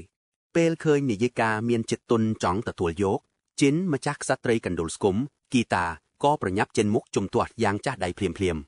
គេចាប់ផ្ដើមជេរប្រមាថបុរសបុរាណនេះដោយឥតសំចៃមាត់ព្រមទាំងប្រកែកដាច់អហង្ការថាមិនអាចឲ្យមនុស្សថ្នាក់ទាបនេះមកឈរក្នុងតំណែងដ៏ខ្ពង់ខ្ពស់នេះបានឡើយនាយិក៏ងាកទៅរក Rodman ហើយសួរបញ្ជាក់ពីគំនិតរបស់គេចំពោះការតវ៉ាដ៏ចម្រូងចម្រាសមួយនេះបុរសថតនោះយល់ស្របដោយរលូនថែមទាំងលើកហេតុផលថាបណ្ឌិតវិទ្យាអាចប្រឈមមុខជាមួយរលកបាតុកម្មពីសំណាក់សិស្សនិងគ្រូដទៃទីបំផុតនាយិកាក៏តូទន់តាមកម្លាំងតវ៉ានេះហើយសារភាពថានាងក៏មានក្តីបារម្ភដូចគ្នាដែរជីនដឹងខ្លួនច្បាស់ណាស់ថាពួកគេកំពុងតែនិយាយដើមគេធ្វើដូចជាគេគ្មានវត្តមាននៅទីនោះអ៊ីចឹងដូច្នេះហើយគេក៏បោះជំហានទៅមុខដោយភាពក្លាហានរួចអោនគោរពអ្នកទាំងនោះយ៉ាងសម្រម្យគេណែនាំខ្លួនដោយអាកប្បកិរិយាស្ងប់ស្ងាត់និងសុជីវធម៌បង្ហាញថាទោះត្រូវគេមើងងាយដល់ឆ្អឹងក៏ចិត្តគេនៅតែនឹងន័រដោយភ្នំដែរបន្ទាប់មកគេចោទសួរចំទៅកាន់ពួកអភិជនថាតើពួកគេវេតម្លៃគេត្រឹមជាមនុស្សថ្នាក់ទាបឬមួយក៏ថាគេគ្មានធម៌ពលគ្រប់គ្រាន់នាយិកាញញឹមចុងមាត់រួចឆ្លើយតបថារឿងតែមួយគត់ដែលពួកគេខ្វល់ខ្វាយគឺថាតើគេពិតជាមានសមត្ថភាពស័ក្តិសមពិតប្រាកដឬក៏អត់តែប៉ុណ្ណោះបន្ទាប់មកនាងក៏សាក់លបងចិត្តគេដោយសួរថាតើគេអាចបញ្ជាក់សមត្ថភាពឲ្យពួកគេឃើញបានដែរឬទេពេល Argus ស្នើឲ្យនាយិកាសាក់លបងដោយផ្ទាល់នាងក៏យល់ព្រមភ្លាមហើយការប្រកួតសាក់លបងមួយក៏ត្រូវបានរៀបចំឡើងនៅទីលានហ្វឹកហាត់ជនស្គមស្កាំងមុខកណ្ដូលដ៏មានល្បិចកលបានស្ទុះចេញមុខមុនគេដើម្បីប្រឈមមុខជាមួយជីនគេសើចចំអកដោយក្អេងក្អាងថាយ៉ាងហោចណាស់ជីនមិនបាច់ខ្មាស់គេខ្លាំងពេកទេព្រោះថ្ងៃនេះមានសិស្សតិចតួចប៉ុណ្ណោះនាយិកាប្រកាសច្បាប់យ៉ាងច្បាស់ថាពួកគេប្រយុទ្ធដោយតែសិល្បៈវិញ្ញាណប៉ុណ្ណោះព្រោះនេះជាជំនាញដែលគ្រូថ្មីត្រូវបង្រៀននៅក្នុងសាលាសិស្សមួយចំនួនបានប្រមូលផ្ដុំគ្នាដើម្បីមើលការប្រកួតក្នុងនោះក៏មានមីរាដែលឈរមើលយ៉ាងយកចិត្តទុកដាក់ក្នុងចំណោមហ្វូងមនុស្សនាងមានអារម្មណ៍រំភើបញាប់ញើសយ៉ាងខ្លាំងព្រោះនេះជាលើកទី1ហើយដែលនាងបានឃើញម្ចាស់ក្សត្រីកណ្ដុលប្រយុទ្ធដោយផ្ទាល់ភ្នែកបែបនេះជីនដឹងច្បាស់ពីលទ្ធផលរួចទៅហើយគេដកដង្ហើមធំរួចសម្រេចចិត្តបើកបង្ហាញធម៌ផលពិតឲ្យអ្នកនៅទីនេះបានបើកភ្នែកធំម្ដងផ្ទុយទៅវិញ Argus ចាប់ផ្ដើមមានអារម្មណ៍មិនសូវស្រួលក្នុងចិត្តសោះឡើយនេះជាលើកទី1ហើយដែលគេនឹងឃើញមនុស្សខ្លួនណែនាំប្រយុទ្ធគេបារម្ភខ្លាចជីនធ្វើឲ្យគេបាត់បង់កិត្តិយសនៅមុខមនុស្សគ្រប់គ្នាចំណែកឯគីតាវិញមុខរបស់គេពោពេញដោយភាពអំនួតហើយចង់តែបញ្ចប់ការប្រកួតនេះឲ្យបានលឿនបំផុតគេចង់កម្ចាត់ជីនឲ្យលួនក្រាបនៅក្រោមជើងរបស់ខ្លួនគេប្រកាសក្តាញ់ថានឹងវាយលុកមុនរួចក៏បាញ់ដុំភ្លើងយ៉ាក់ដល់សន្ធោសសន្ធៅចេញមកដោយជឿជាក់ថាការវាយប្រហារនេះគ្រប់គ្រងកំទេចជីនរងមួយប៉ព្រិចភ្នែកជីនកិច្ចចេញពីការវាយប្រហារយ៉ាងស្ងប់ស្ងាត់ដូចជាស្រមោលខណៈដែលអាសត្វកណ្ដុកស្គមនៅតែជឿជាក់ថាវាប្រកាសជាឈ្នះដើម្បីបញ្ជាក់ថាប្រធានក្រុមវិនិច្ឆ័យខុសវាក៏បញ្ចេញក្បាច់វាយលុកកំពូលលំពេងរន្ទះជាបន្តបន្ទាប់ប៉ុន្តែជីននៅតែអាចគេចផុតយ៉ាងរលូនធ្វើឲ្យវាកាន់តែក្តៅក្រហាយឡើងដល់កម្រិតកំពូលខណៈពេលដែលអាសត្វកណ្ដុកស្គមនេះគិតថាជីនមានសមត្ថភាពត្រឹមតែរត់គេចនោះជីនបានត្រឹមដកដង្ហើមធំខ្មឹងចិត្តហើយគិតថាធម៌ពលកម្រិតនេះមិនគួរយកមកប្រើប្រាស់ទប់ទល់ជាមួយមនុស្សធម្មតាទាល់តែសោះប៉ុន្តែដោយគ្មានជំរឿផ្សេងទីបំផុតជីនក៏សម្រេចចាត់បញ្ចេញសមត្ថភាពពិតដោយបង្ហាញពីសិល្បៈវិញ្ញាណកម្រិតផ្ដាច់មុខដ៏កម្រើមួយគេបានប្រើប្រាស់ធម៌ពលគ្រប់គ្រងទំនេរផែនដីសង្កត់រាងកាយគីតាឲ្យដួលក្រាបទៅលើដីយ៉ាងទម្ងន់ការសង្កត់ជាប់ដោយគ្មានក្តីមេត្តានេះជាការបញ្ជាក់ច្បាស់ថា វាគ្មានឱកាសឈ្នះតលតាសោះហើយភាពក្រអឺតក្រទុំរបស់វាគឺស្មើនឹង0នៅមុខថាមពលពិត ទិដ្ឋភាពដ៏គួរឲ្យតក់ស្លុតមុននេះបានធ្វើឲ្យនាយិកានិងរ៉តមែនឈរសាឡាំងកាំងបើកភ្នែកធំៗនិយាយឡើងចេញតែម្ដង សូម្បីតែអាកាសនិងពូនស្រីមីអាក៏ឈរគៀងបាត់មាត់អត់ដង្ហើមពេលឃើញថាមពលដ៏មហាស្ចារ្យដែលពួកគេមិនធ្លាប់ជួបក្នុងជីវិតពេលពួកគេសួរទាំងតក់ស្លុតជីនគ្រាន់តែឆ្លើយតបយ៉ាងប្រងើយថា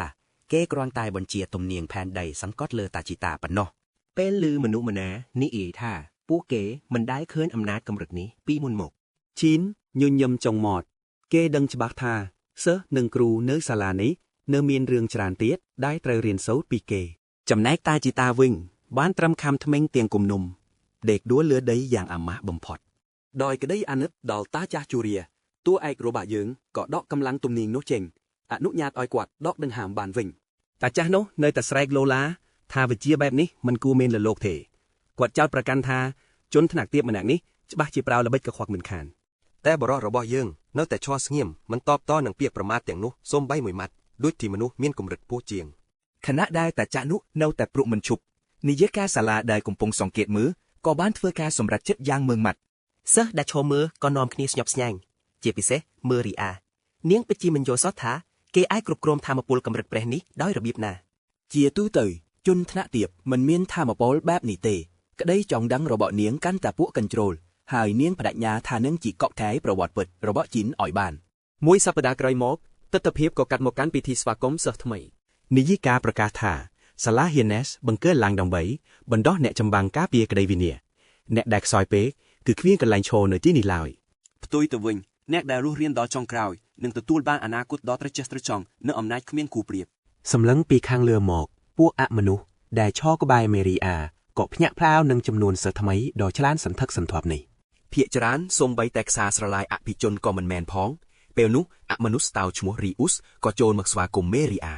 គេនិយាយទាំងភ្ញាក់អោថាមិននឹកស្មានថានាងចុះមកចូលរួមពិធីនេះដោយផ្ទាល់សោះកំពុងតែនិយាយគ្នាគេក៏ប្រទះឃើញជនថ្នាក់ទាបម្នាក់អង្គុយក្បែរគណៈគ្រប់គ្រងរហូតស្ទើរតែឆ្លួកទឹកមាត់ហើយរឹតប៉ាយកាំងបេះដូងពេលមេរីអាប្រាប់ថាជននោះគឺជាគ្រូថ្មីរបស់ពួកគេនាងសួររីអ៊ូសត្រង់ថាតើគេយល់យ៉ាងណាដែរពេលឃើញរូបរាងខាងក្រៅបែបនេះពេលគេចំអកថាគ្រាន់តែជាមនុស្សធម្មតាគ្មានបានការនាងក៏សារភាពថានាងធ្លាប់គិតបែបនេះដូចគ្នាដោយដឹងខ្លួនថាមានភ្នែករាប់រយគូកំពុងសម្លឹងមកជីនដឹងច្បាស់ថាគេមិនអាចស៊ើបអង្កេតសាលានេះដោយចំហតាំងពីថ្ងៃដំបូងបានទេ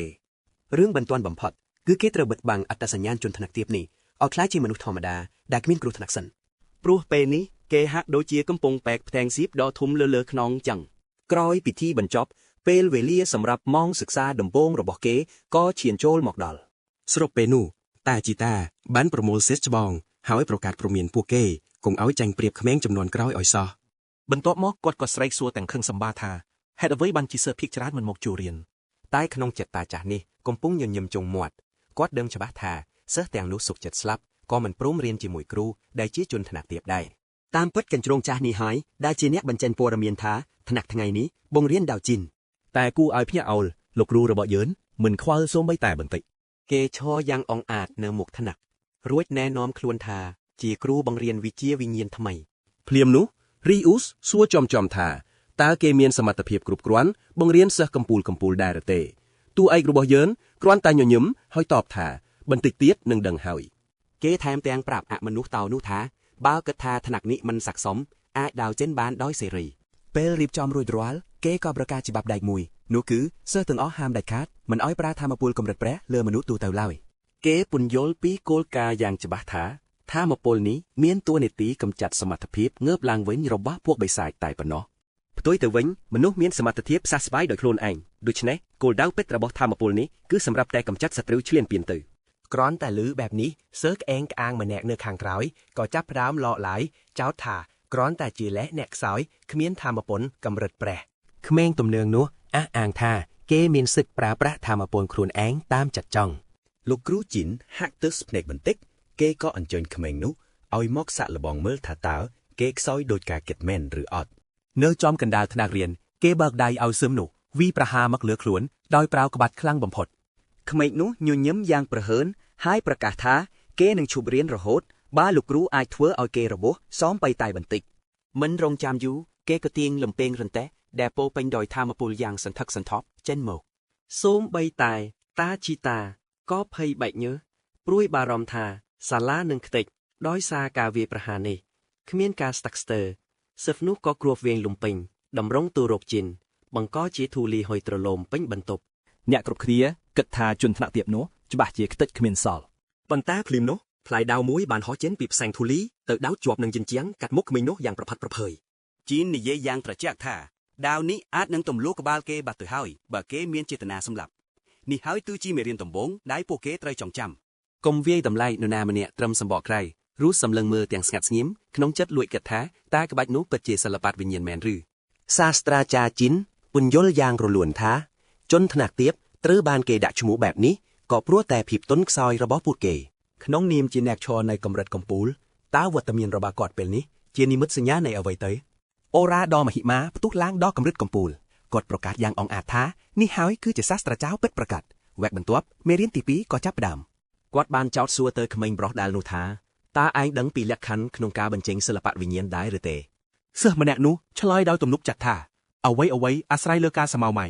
ប្រសិនបើផ្ដោតអារម្មណ៍បានច្បាស់វិញ្ញាណនឹងធ្វើតាមបញ្ជា សាស្ត្រាចារ្យជីនងក់ក្បាលយល់ស្របតែក៏បានបន្ថែមថាពួកគេបានរំលងចំណុចស្នូលដ៏សំខាន់មួយបាត់ទៅហើយគាត់បានទម្លាយអថាកំបាំងថាវិញ្ញាណឆ្លើយតបទៅនឹងរលកធម្មពលខុសៗគ្នាហើយនោះហើយជាគន្លឹះក្នុងការបញ្ជាពួកគេជារួមរលកធម្មពលគោលមានរហូតដល់8ប្រភេទក្នុងនោះភ្លើងអគ្គិសនីការព្យាបាលនិងការបង្កគឺធាតុទាំង4ដែលមនុស្សទូទៅធ្លាប់បានស្គាល់យ៉ាងណាមិញទំនាញពន្លឺបរិយាកាសនិងការគ្រប់គ្រងលំហក៏មានវត្តមានដែរឡតហ្គីតាឡាំងគៀងបេះដូងពេលឃើញគាត់បញ្ចេញធាតុទាំង8យ៉ាងងាយស្រួលបែបនេះជាមួយនឹងការបើកកកាយដល់កក្រើកនេះបរិបរបស់គេក៏ចាប់ដើមមេរៀនពេទ្យប្រកាសលើកដំបូងរបស់គេលុះប្រឡប់បន្តិចគាត់ចាប់ដើមរៀបចំផែនការស៊ើបអង្កេតអាកំបាំងក្នុងសាលាបរិវេណទាំងមូលមានសិស្សដើរខ្វាត់ខ្វែងគ្រប់ច្រកល្ហកក្រោយពីការបញ្ចេញធម្មពលដល់កក្រើកខឿនថ្នាក់គាត់បានក្លាយជាប្រធានបទក្តៅកគុកប្រចាំថ្ងៃដើម្បីតាមរកការពិតគេត្រូវតែលូចចូលទៅក្នុងតំបន់ហាមឃាត់តែពេលកំពុងធ្វើដំណើរគេក៏បានប៉ះមុខជាមួយមីរៀដោយចៃដន្យដោយមិនរអាក់រអួលនាងដេញដោលសួរពីអត្តសញ្ញាណពិតរបស់គេគាត់តបវិញទាំងញញឹមថាតើខ្ញុំអាចជានរណាក្រៅពីជនថ្នាក់ទាបនោះទៅនាងស្ទាក់ស្ទើររួចតបថាវាអាចសមហេតុផលប្រសិនបើលោកមិនអាចបញ្ជាធាតុទាំង8បានយ៉ាងងាយស្រួលបែបនេះសូម្បីតែអមនុស្សកម្រិតខ្ពស់ក៏មិនអាចមានសមត្ថភាពមហិមាបែបនេះដែរបុរសសង្ហារបស់យើងងក់ស្មារួចពន្យល់ថាវាមិនមានអ្វីស្មុគស្មាញឡើយវាប្រៀបដូចជាការផ្លាស់ប្ដូរប្រេកង់រលកសញ្ញាប៉ុណ្ណោះពិតណាស់គេដឹងច្បាស់ថាការអនុវត្តចាក់ស្ដាងលំបាកជាងការនិយាយទៅទៀតនាងសូមឲ្យមានការជជែកគ្នានៅកន្លែងឯកជនបន្តិចពេលនៅតែពីរនាក់នាងនៅតែទៀមទាចង់ដឹងការពិតលើកនេះគេប្រាប់ត្រង់ៗថាគេគ្រាន់តែជាមនុស្សធម្មតាដែលត្រូវគេបង្កក់ទុកក្រោមភូមិកាដាម៉ាអស់រយៈពេលរាប់លានឆ្នាំមកហើយដើម្បីលេងតាមសាច់រឿងនាងសួរឌឺដងថាតើពីមុនលោកធ្លាប់ធ្វើការអ្វីដែរមុនពេលចូលនីត្រាជីនឆ្លើយតបដោយទឹកមុខស្មោះត្រង់ថារូបគេធ្លាប់ជាភ្នាក់ងារកងកម្លាំងពិសេសបម្រើជាតិទោះជារាប់សហសវត្សរ៍បានកន្លងផុតទៅតែក្តីនឹករលឹកនៅតែដក់ជាប់ក្នុងចិត្តហាក់ដូចជារឿងទៅតែកើតឡើងកាលពីម្សិលមិញដោយកែចង់ដឹងនាងសួរកាត់ថាហេតុអ្វីបានជាវីរបុរសជាតិត្រូវគេយកមកបង្កក់ចោលបែបនេះទឹកមុខគេប្រែជាស្រពោនរួចសារភាពថាព្រោះតែគេបានបរាជ័យក្នុងបេសកកម្មគេធ្លាប់ជឿជាក់ថាបើប្រឹងប្រែងឲ្យអស់ពីសមត្ថភាពគេប្រកាសជាអាចជួយសង្គ្រោះគ្រប់គ្នាបានតែចុងក្រោយអ្វីត្រូវរលាយសូន្យបាត់បង់អស់គ្មានសល់គេក៏បានទម្លាយទៀតថាការចូលធ្វើជាសាស្ត្រាចារ្យនេះមិនមែនជារឿងចៃដន្យឡើយគឺគេត្រូវការឥទ្ធិពលពីត្រកូលអាល់តុនដើម្បីកុំឲ្យខាតពេលគេក៏ងាកមកសួរនាងវិញថាតើយើងកំពុងតែដើរទៅទីណាមិនយូរប៉ុន្មាននាងបាននាំគេមកដល់បន្ទប់ចាស់ទ្រុឌទ្រោមួយរួចពន្យល់ថានេះធ្លាប់ជាឃ្លាំងផ្ទុកសម្ភារៈបង្រៀនរបស់គ្រូក្រឡេកមើលទៅធ្នើរូបចម្លាក់សត្វទីទុយមួយបានតាក់ភ្នែកគេភ្លាមគេក៏សួរចំពីគោលបំណងពិតដែលនាងនាំគេមកទីនេះពេលនោះមីរៀក៏សារភាពថានាងកំពុងស៊ើបអង្កេតលំហទទេដ៏អាថាកំបាំងនៅជាប់បន្ទប់នេះវាធំទូលេយពេកមិនអាចទុកចោលទទេទុយឡើយច្បាស់ណាស់ថាមានអាថាកំបាំងលាក់ទុកនៅទីនោះដោយមិនបងអងយូសាស្ត្រាចារ្យជីនបានឈោងដៃទៅចាប់រូបចម្លាក់ទីទុយនោះយ៉ាងរហ័សនាងសម្លឹងមើលគេទាំងងឿងឆ្ងល់ក្នុងចិត្តលួចគិតថាហេតុអ្វីបានជាទៅអង្អែលរបស់ចាស់ប្រឡាក់ធូលីបែបនេះទៅវិញគ្រាន់តែគេមួលវាបន្តិចធ្នើសៀវភៅក៏របើកឡើងបង្ហាញឲ្យឃើញផ្លូវសម្ងាត់លាក់ខ្លួនយ៉ាងជ្រៅនៅខាងក្នុង គេនិយាយសរសើរនាងដោយទឹកមុខស្ងប់ស្ងាត់ដែលអាចទារត្រូវពីអធិភិភាពនៃបន្ទប់សម្ងាត់នេះ មីរៀឈរកាំងនិយាយឡើងចេនមិននឹកស្មានថាគេអាចបំបែកកូដសម្ងាត់នេះបានលឿនបែបនេះសោះ សាស្ត្រាចារ្យដ៏សង្ហារបស់យើងពន្យល់យ៉ាងទន់ភ្លន់ថាព្រោះទីទុយនេះជារបស់តែមួយគត់ដែលស្អាតគ្មានធូលីតាំងនៅកណ្ដាលបន្ទប់ដ៏កខ្វក់នេះ បន្ទាប់ពីនោះគេបានប្រាប់ឲ្យនាងរងចាំនៅខាងក្រៅខណៈដែលគេចូលទៅស៊ើបអង្កេតទីតាំងដ៏គ្រោះថ្នាក់នេះតែម្នាក់ឯង មីរៀភ្ញាក់ព្រឺតរួយប្រកែកដាច់អស់ហង្ការថានាងនឹងចូលទៅជាមួយគេក៏ប្រមានថាខាងក្នុងអាចមានសត្រូវលាក់ខ្លួនហើយគេប្រហែលជាមើលថានាងមិនបាននឹកអាត់ដល់នារីសក់មាសរូបនេះក៏បញ្ជាក់យ៉ាងច្បាស់ថាសមត្ថភាពរបស់នាងក៏មិនអាចមើលស្រាលបានដែរ នាងអះអាងដោយទំនុកចិត្តថាកម្រិតរបស់នាងគឺហួសឆ្ងាយពីសិស្សដទៃក្នុងថ្នាក់មានតែបងប្រុសរបស់នាងម្នាក់គត់ដែលអាចខ្លាំងជាងនាង លឺបែបនេះគេក៏សម្រេចចិត្តជឿជាក់លើសមត្ថភាពរបស់នាងអ្នកទាំងពីរបោះជំហានយ៉ាងប្រុងប្រយ័ត្នចុះទៅតាមជណ្ដាលចាស់ទ្រុឌទ្រោមដែលជ្រៅសែនជ្រៅហួសពីការស្មាន មីរៀលួចកោតសរសើរក្នុងចិត្តអំពីភាពអស្ចារ្យការបញ្ជាធាតុពន្លឺយ៉ាងងាយស្រួលចំពេលកំពុងស្ថិតនៅក្នុងភាពងងឹតស្លុបបែបនេះជីនពោលេងសោតថាទីនេះមើលទៅដូចជាគុកងងឹតដែលសម្បូរដោយបិសាចក្នុងហ្គេមអញ្ចឹងសម្ដីនេះធ្វើឲ្យនាងហួចចិត្តព្រោះស្ដាប់មិនយល់ពីពាក្យអ្នកលេងហ្គេមរបស់គេអារម្មណ៍ចង់ដឹងចង់ឃើញលេចឡើងម្ដងទៀតនាងក៏លក់មាត់សួរពីរឿងអតីតកាលរបស់គេសារជាថ្មីនាងសួរបញ្ជាក់ថាតើកំពូលអ្នកប្រមាញ់ដូចជាគាត់មានមុខសញ្ញាសង្ស័យនៅក្នុងចិត្តរួចរាល់ហើយឬនៅគាត់ញញឹមចុងមាត់ហួសចិត្តដែលនាងជឿរឿងដ៏សែនអាស្ចារ្យរបស់គាត់លឿនបែបនេះដើម្បីតបស្នងទំនុកចិត្តគាត់ទម្លាយថាលោកម្ចាស់រ៉ាត់មែនអាចជានេនក្បាលម៉ាស៊ីនធ្វើឲ្យនាងភ្ញាក់អាលហើយសួររកហេតុផលភ្លាមសាស្ត្រាចារ្យជីនពន្យល់ថាទោះមើលទៅសង្ហាពេលបង្រៀនប៉ុន្តែវាមានក្លិនអាក្រក់មួយយ៉ាងភាយចេញមកពេលដែលគេនៅម្នាក់ឯង ក្នុងភាពស្ងាត់ជ្រងំអាមនុស្សមុខលាក់ពុតម្នាក់នោះបញ្ចេញនៅរស្មីអាក្រក់ដោយកំពុងរៀបចំផែនការខ្មៅងងឹតអ្វីមួយ គាត់បកស្រាយថាចរិតរបៀបនេះគឺជារឿងធម្មតាសម្រាប់ពួកពុទ្ធបុត្រដែលចូលចិត្តពាក់មុខស្វាបិទបាំងសន្តានពិតពីពិភពលោកលើសពីនេះគាត់ក៏សម្គាល់ឃើញយ៉ាងច្បាស់ថាបុរសនោះមានក្រសែភ្នែករហ័សរហួនខុសពីគ្រូបង្រៀនធម្មតាមីរៀសារភាពថាដំបងឡាយនាងបាយជាដាក់ការសង្ស័យទៅលើលោកម្ចាស់គីតាទៅវិញប៉ុន្តែឈីនច្រានចោលការគិតនេះដោយបញ្ជាក់ថាជនដែលមិនអាចគ្រប់គ្រងអារម្មណ៍ខ្លួនឯងបានគ្មានផ្លូវអាចរៀបចំផែនការធំបែបនេះឡើយអ្វីដែលនាងនឹកស្មានមិនដល់គាត់ថែមទាំងហ៊ាននិយាយថាតាស្បែកស្វិតរោគចិត្តម្នាក់នោះប្រហែលជាមានចិត្តល្អពីកំណើតទៀតផងទីបញ្ចប់អ្នកទាំងពីរក៏បានមកដល់ចុងជណ្ដើរដែលបាក់បង្ហាញនៅសាលាប្រជុំដ៏ធំល្វឹងល្វើយពោពេញដោយធូលីដីមេរៀបោកភ្នែកធំដោយកាយតក់ស្លុតពេលឃើញរង្វង់កន្ត្រកលាក់ខ្លួនក្រោមបាតបណ្ឌិតភាភ្លាមនោះជីនក៏ជប់ដាព្រោះគាត់ក៏កំពុងស្រឡាំងកាំងដូចគ្នាសូម្បីតែក្នុងក្តីស្រមៃក៏គាត់មិននឹកស្មានថាអាចរកឃើញមន្ទីរពិសោធន៍សម្ងាត់របស់កាគូរ៉ាលាក់ទុកនៅទីនេះដែរពេលជីនសម្លឹងមើលទ្វារដែលត្រូវបានការពារដោយប្រព័ន្ធម៉ាស៊ីនណាណូដ៏ទំនើបដែលមនុស្សយុគសម័យនេះហៅថាវិញ្ញាណនោះគាត់កាន់តែច្បាស់ក្នុងចិត្តថានេះពិតជាទីតាំងរបស់កាគូរ៉ាប្រាកដមែនមីរៀចាប់ផ្ដើមភ័យបែកញើសព្រោះនាងខំតាមរកយូរមកហើយតែមិនដែលប្រទះឃើញទ្វារដែកយ៉ាក់លាក់ខ្លួនយ៉ាងអថរកំបាំងក្រោមដីបែបនេះសោះជីនប្រាប់ទៅនាងវិញថាមនុស្សធម្មតាត្រូវការសោពិសេសកម្រិតខ្ពស់ទើបអាចបើកទ្វារនេះបាន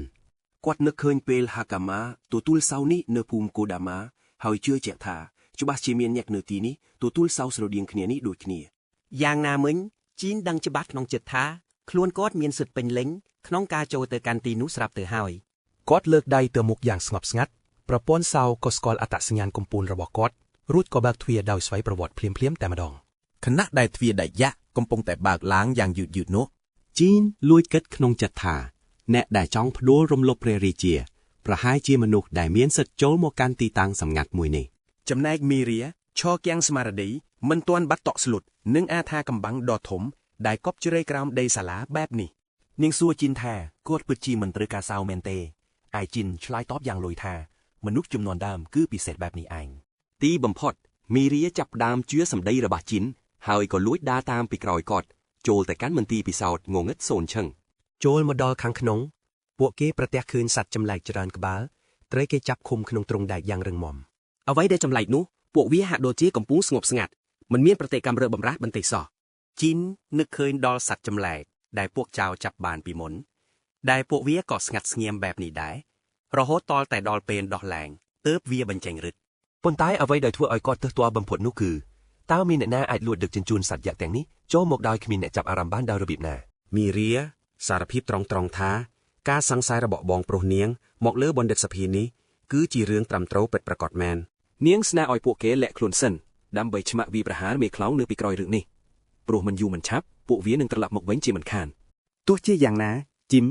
บ้าเจ็บรับเนียงทาจุมนัวออยการงจำพวกเก้กลัวแต่บึดกระตุกบันเด็ดสเพียหอยกำจัดพวกสัตว์จำไหลทั้งนี้เจ้าซึนเติบหล่อเจียง มีเรียต่อว่าเว้นทาพวกเกมันอาจบันดอยเอาเมคลาวทมรถเก็ตคลวนบ้านดอยเงนูเตปันท้ายจิ้นบันเจฉบับท้าสวัสดิเพียบเสคือสำคัญบ่มพดโปรบาพวกใบทรายเตียงนี้รัวเจงเตอกรุ๊ปกันนี้เนตีนี้นันตรังวิเนียเป้กอดเลิกลางทาบงโปรเนียงก็ปรากฏเจสังไรจัดแบบนี้ตีบ่มพดขไม่ใส่ก็โยลโปรมตามกลุ่มเนตระบอกอดจีนบันทายเตียท่ากอดมีนอารมณ์มันละอซอจำปีเรื่องนี้หายรอลเปลได้กอดมีนอารมณ์แบบนี้วิจารณะเนียนระว่ากอดตั้งแต่เตี้ยเต้าระโหดกอดปรับเนียงเอาล้างตะเลวเวงดำใบเฮาบงโปรเนียงมอประกาศฉบับอัญญาเซกกาเปียเซไอกอดนังบรรโตสเราจะเรียวตีนี้บันเตกเตียดเซนกรอยเปลเนียงเชงตือบัดจินบรรโตดำนาโจเชราตือกระนองมันตีปีสาวงงดโดยสังคมทาหนึ่งรกเคยดำโรยสำคัญบนแถมเตียเยี่ยมอขังเลวิงอามนุกันโดสกมกลมปงเตรเกจมออกอย่างจ้าใดได้จันครูบงเรียนจำโนทำไมตัวยังในกระไดเวียนเอาตาเจประมาจินถ้าเชียปูดอ่อนถอยหายตุ่มแหลกกลมเหาะทาเกเชียแนกบำพลานกิตยกล้วนทวิงนิยกาสลาด้าสำดาวเตยโลกำจ้ากีตาหายปรับอาสกมนุบรรชบอาการะชวดระบะเวียเตยโปรเซสจับดามไพคลาดเอาหายเวียเตอร์นิยกาสได้เอาไว้กันดาวจำนำมุนเปลส่วนนอมปีโลกมาจ้ารัดแมน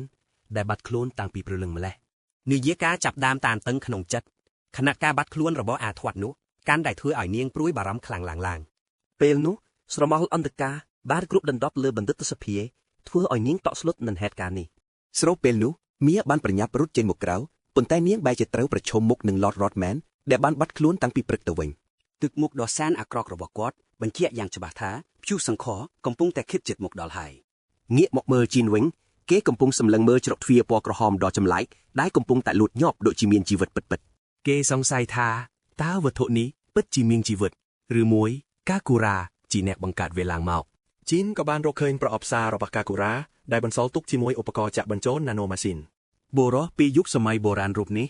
สังคมท้าประอบนี้หนึ่งเมียนดำรวยดำใบดอสไรวิบัติมวยในบ้านแกประยับบักวีพลิมรูปเพียบโฮโลกรามระเบากากูราก่อเล็กลายพร้อมแต่งกันแก้วกาแฟย่างรมเพยกากูระบ้านดังมุนเตอหอยทาจินนังมอกบอลตีนีมุนเกพรวบนตบปีสาวนี้ในเจ็ดกันไหลด่าเก็บยักดังคล้วนบังพด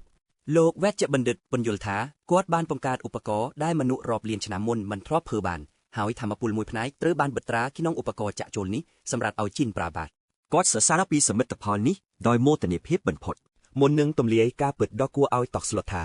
อุปกรณ์นู้คือเจียประปอนเตตีตังดอมโมฮิมาเกนึกสมานเหมือนดอลซอถากากูราเมียนสมรรถเพียบบังเกิดระบบดอกกูหอยคล้ายแบบนี้ซอเป็นนี้กรุ๊ปยั้งจะบัดเหยอาเกสทั่วปราบท้าปกเฉลียนเปียนบ้านเหล็กมุกเปียเป็นติกรงโดยขมิ้นประพบจะบัดหลอดสัญญาปรูเมียนบ้านบรรลือล่างแนะได้กรุ๊ปกรงประปวนนี้คือจีแนะเนอปีกร้อยเรื่องราวต่างออกเจียปีเสคือพวกใบซากได้ตรึกคุมคล้วนเนอตีนี่เพลียมโนเกจับอารมณ์เคยจำเนิดมันประกระไตในขนมวิดีโอระบกากูราตามเผดเตยอุปกรณ์เตตีต่างดำเกเมนปุ่นลีปอเขียวสงัดบ้านจันแมนตาอามาเซนปอกระหอมเนอจอมปีมุกนี้เจระบหาไวเตอสโรเปลตรูนิกนิลายกาจงกอลมองดอกปีอุปกรณ์ก็บรรเจนสำเลียงย่อยันกกราดจีนเตรียมคลวนจีสไรดำใบประชมมุกนังมหันตรายได้เรียบนังตู้เจนมุกฟตอยตะวิงพวกใบไซขนมตรงแบเจระเลบัตออฟขมิ้นซอลไอเลอร์ดริวิงอาเกสนังกรมอัสฟันเตรประชมนังสุปันอักรกบมพดขนมจีวัดปุเฉลียนเปียนรอบร้อยบานแทะปิเลอเมกหมกเลอรีเทียนีเปรียบดูเจตีเลียนประยุทธ์นรกโลกัยจังเงียบหมกกรอมได้วิงบุรอเมียทอมนุบานเงียบหมกเมือเมียจะมวยหนึ่งสนามยังยำดอกปลื้กระบาลบมพดไก่สาวจมออกซัวถาแฮดเอาไว้บ้านจีเนียงเมื่อตื่นภัยคล้ายห้าวอ่อนเตี้ยซ้าอย่างนี้มวยเรียกลุ่มเรียมปรับมนุอากรอกในปีกรอยเรืองนี้ออยถอยเจนบ้าเหมือนจองสลับโดยซาหมุกดาวระบอนิงโดยเพียบยักเอาลอดรอดแมนสารเพียบทาเกดังมุนเตอร์ฮาวทาเนียงกำปงแต่ตามเซิร์ฟองเกตเกยูหมกฮาวกูเอาได้ได้เนียงดังเรื่องนี้หยุดเปลเตอร์ฮาวเป็นเมียสัวโรกาเป็ดเกก็ประกาศยางรมเพยทาทั้งไงวินิสกรรมบานหมกดอลฮาวบรอตำไปหนูตำลีทาเกกรงนังปนเยเปลเรื่องนี้เตะปนแต่กันโดลปีสตูดได้ลดโจลบรรทุกปีซาวด์บ้านบังคอมออยเกบัดบัญจังเรื่องนี้เลื่อนจึงมุนเอาไว้ได้สำคัญเกดังจะบัตทาอุปสรรคทุมบมพดสำหรับผ่านการระบบเกคือจินนึ่งแอง វិញ្ញាណទី6ប្រាប់គេថាគ្រូថ្មីម្នាក់នេះនឹងក្លាយជាអង្គទទឹងកដ៏ធំបំផុតមិនខាន ដូចជាបងប្រុសរបស់មីអញ្ចឹងគេដឹងច្បាស់ណាស់ថាជីនជាអ្នករកឃើញផ្លូវសម្ងាត់នេះដោយមិនចាំបាច់សួរណាមច្រើន គេគិតថាខាត់ពេលនិយាយច្រើនហើយជំរើសល្អបំផុតគឺត្រូវកម្ចាត់សាក់សីទាំងអស់នៅទីនេះតែម្ដង មៀស្ទើរតែផ្ទុះសំណោតពេលឮថាគេមានគំនិតចង់យកឈ្នះនាងនោះ ស្នាមញញឹមពិសាចបានលេចឡើងលើមុខ Rodman ស្របពេលគេអួតពីធម៌ពលដ៏មហាសាលដែលទើបតែទទួលបានប៉ុន្តែគេមិនដឹងខ្លួនទេថាមានក្មេងស្រីម្នាក់កំពុងលបពីក្រោយព្រមទាំងកាន់ឆ្នាំងធំជាងក្បាលគេទៅទៀត មៀបែកញើពុនក្រាពោតនាងបារម្ភពីក្មេងស្រីនោះផងហើយសង្ស័យថាផែនការឈួតនេះអាចជោគជ័យដែរឬទេគ្មានការស្តាក់ស្ទើរហាកាម៉ាប្រាកម្លាំងទាំងអស់វាយក្បាលជន់ពីលមៀតធំនោះយ៉ាងពេញទំហឹងតែម្ដង មៀសលឹងមើលដោយការភ្ញាក់អាលហើយសួរថានាងរកកន្លែងនេះឃើញដោយរបៀបណាហាកាម៉ាប្រញាប់តបថានាងមកតាមរកជីនតើ ខាងក្រៅកំពុងវឹកវរខ្លាំងណាស់ហើយវាមិនអាចជួយសង្គ្រោះអ្នកគ្រប់គ្នាបានទេបើគ្មានអ្នកការពាររបស់ពួកគេតាមផ្លូវនាងបានជួបសិស្សថ្មីឈ្មោះគូដូក្មេងស្រីនោះប្រាប់ថាសាស្ត្រាចារ្យទើបតែដើរចូលបន្ទប់ផ្ទុកអ៊ីវ៉ាន់អំបញ្ញមិញនេះទេសិស្សថ្មីហាក់មានអារម្មណ៍ខកបន្តិចដែលវាយគ្រូសន្លប់ប៉ុន្តែហាក់កាម៉ាគិតថាមនុស្សអាក្រក់នេះសមតែទទួលបានវាហើយយ៉ាងទៀតដោយសារគេមករួមមិនឃើញមុខពួកនាងអាចទម្លាក់កំហុសលើព្រះនាងសក់មេបានយ៉ាងងាយបើមានរឿងអ្វីកើតឡើងពេលនោះជីនក៏បានដើរមកដល់កម្មចន្ទាខាងលើល្មមគេសួរដោយក្តីបារម្ភមិននឹងឃើញសាកសពដេកដួលលើអ៊ីតដោយប៊ូលីងហាកាម៉ាប្រញាប់ដាក់គេឲ្យភ្ញាក់ស្មារតីហើយប្រាប់ថាទីក្រុងខាងក្រៅកំពុងតែវឹកវរខ្លាំងណាស់គេមិនភ្ញាក់អាវទេព្រោះគេដឹងច្បាស់ថាពួកបិសាចទាំងអស់នោះត្រូវបានបញ្ជូនទៅកាន់គោលដៅតែមួយគត់មួយរៀលឡើងស្លេកមុខពេលដឹងការពិតរួចអ្នកទាំង3ក៏ប្រញាប់រត់ចេញទៅក្រៅដោយមិនបងអង្គយូរឡើយអណ្ដាតភ្លើងនៃសង្គ្រាមបានលេបត្របាក់ទីក្រុងរីឯអាគារពាក់កណ្ដាលបានប្រែក្លាយទៅជាភ័ក្រផងសំឡេងស្រែកទ្រហោយំបានបន្លឺឡើងខណៈប្រជាជនរត់ខ្ចាត់ខ្ចាយគេចពីមហន្តរាយប្រៀបដូចជាមហន្តរាយលោកីក្នុងចំណោមហ្វូងបិសាចឆ្លៀនពៀនមានមេបិសាចរាងកាយដ៏មហិមាឈរយ៉ាងសង្ខារឃើញផ្ទះជាទីស្រឡាញ់វិនិច្ឆ័យបែបនេះធ្វើឲ្យម៉ៃអាទាំងនិយាយលែងចេញពីមាត់ចំណែកជីនអារម្មណ៍ខូចឆ្កងបានសង្កត់ទ្រង់គេយ៉ាងធ្ងន់ធ្ងរគេគិតថាគួរតែកំទេចឧបករណ៍នោះចោលតាំងពីដំបូងម្ល៉េះភ្លាមនោះសំឡេងរបស់ហាកាម៉ាបានដាស់គេឲ្យភ្ញាក់ស្មារតីឡើងវិញនាងចង្អុលទៅមេបិសាចផ្លិតយ៉ាក់ដែលកំពុងប្រមូលថាមពលមហាសាលតម្រង់ការវាយប្រហារត្រង់ទៅកាន់រាជវាំងដើម្បីលុបលាងកំហុសជីនបានចាក់ថ្នាំសេរ៉ូមតែកាគូរ៉ាទុកឲ្យថាមពលថ្មីបានបញ្ឆេះផ្ដល់ឲ្យគេនៅជំនាញផ្ទះទីតាំងកម្រិតមូលដ្ឋានកាលពីមុនគេប្រាប់ថាម៉ាស៊ីនណាណូនេះផ្ទុកថាមពលអាចប្រើបានតែម្ដងគត់ក្នុងរយៈពេល24ម៉ោងមិនតែប៉ុណ្ណោះដែនកំណត់របស់វាគឺអាចលោតបានត្រឹមតែចម្ងាយខ្លីក្នុងរង្វង់គំហើញភ្នែកប៉ុណ្ណោះប៉ុន្តែច្បាប់ទាំងនោះប្រើបានតែលើមនុស្សធម្មតាចំណែកជីនគឺខុសពីមនុស្សទូទៅទាំងស្រុងកម្រិតថាមពលរបស់គេគឺអាចបំបែកលំហាផ្ទេទីតាំងបានឆ្ងាយរហូតដល់ផុតកន្ទុយភ្នែកឯណោះដោយគ្មានការស្តាក់ស្ទើរសំបី1វិនាទីរាងកាយគេបានបាត់សម្រល់ហើយទៅលេចមុខរារាំងផ្លូវកាំរស្មីឡាសែដ៏មហិមាមុនពេលវាបានកំទេចរាជវាំង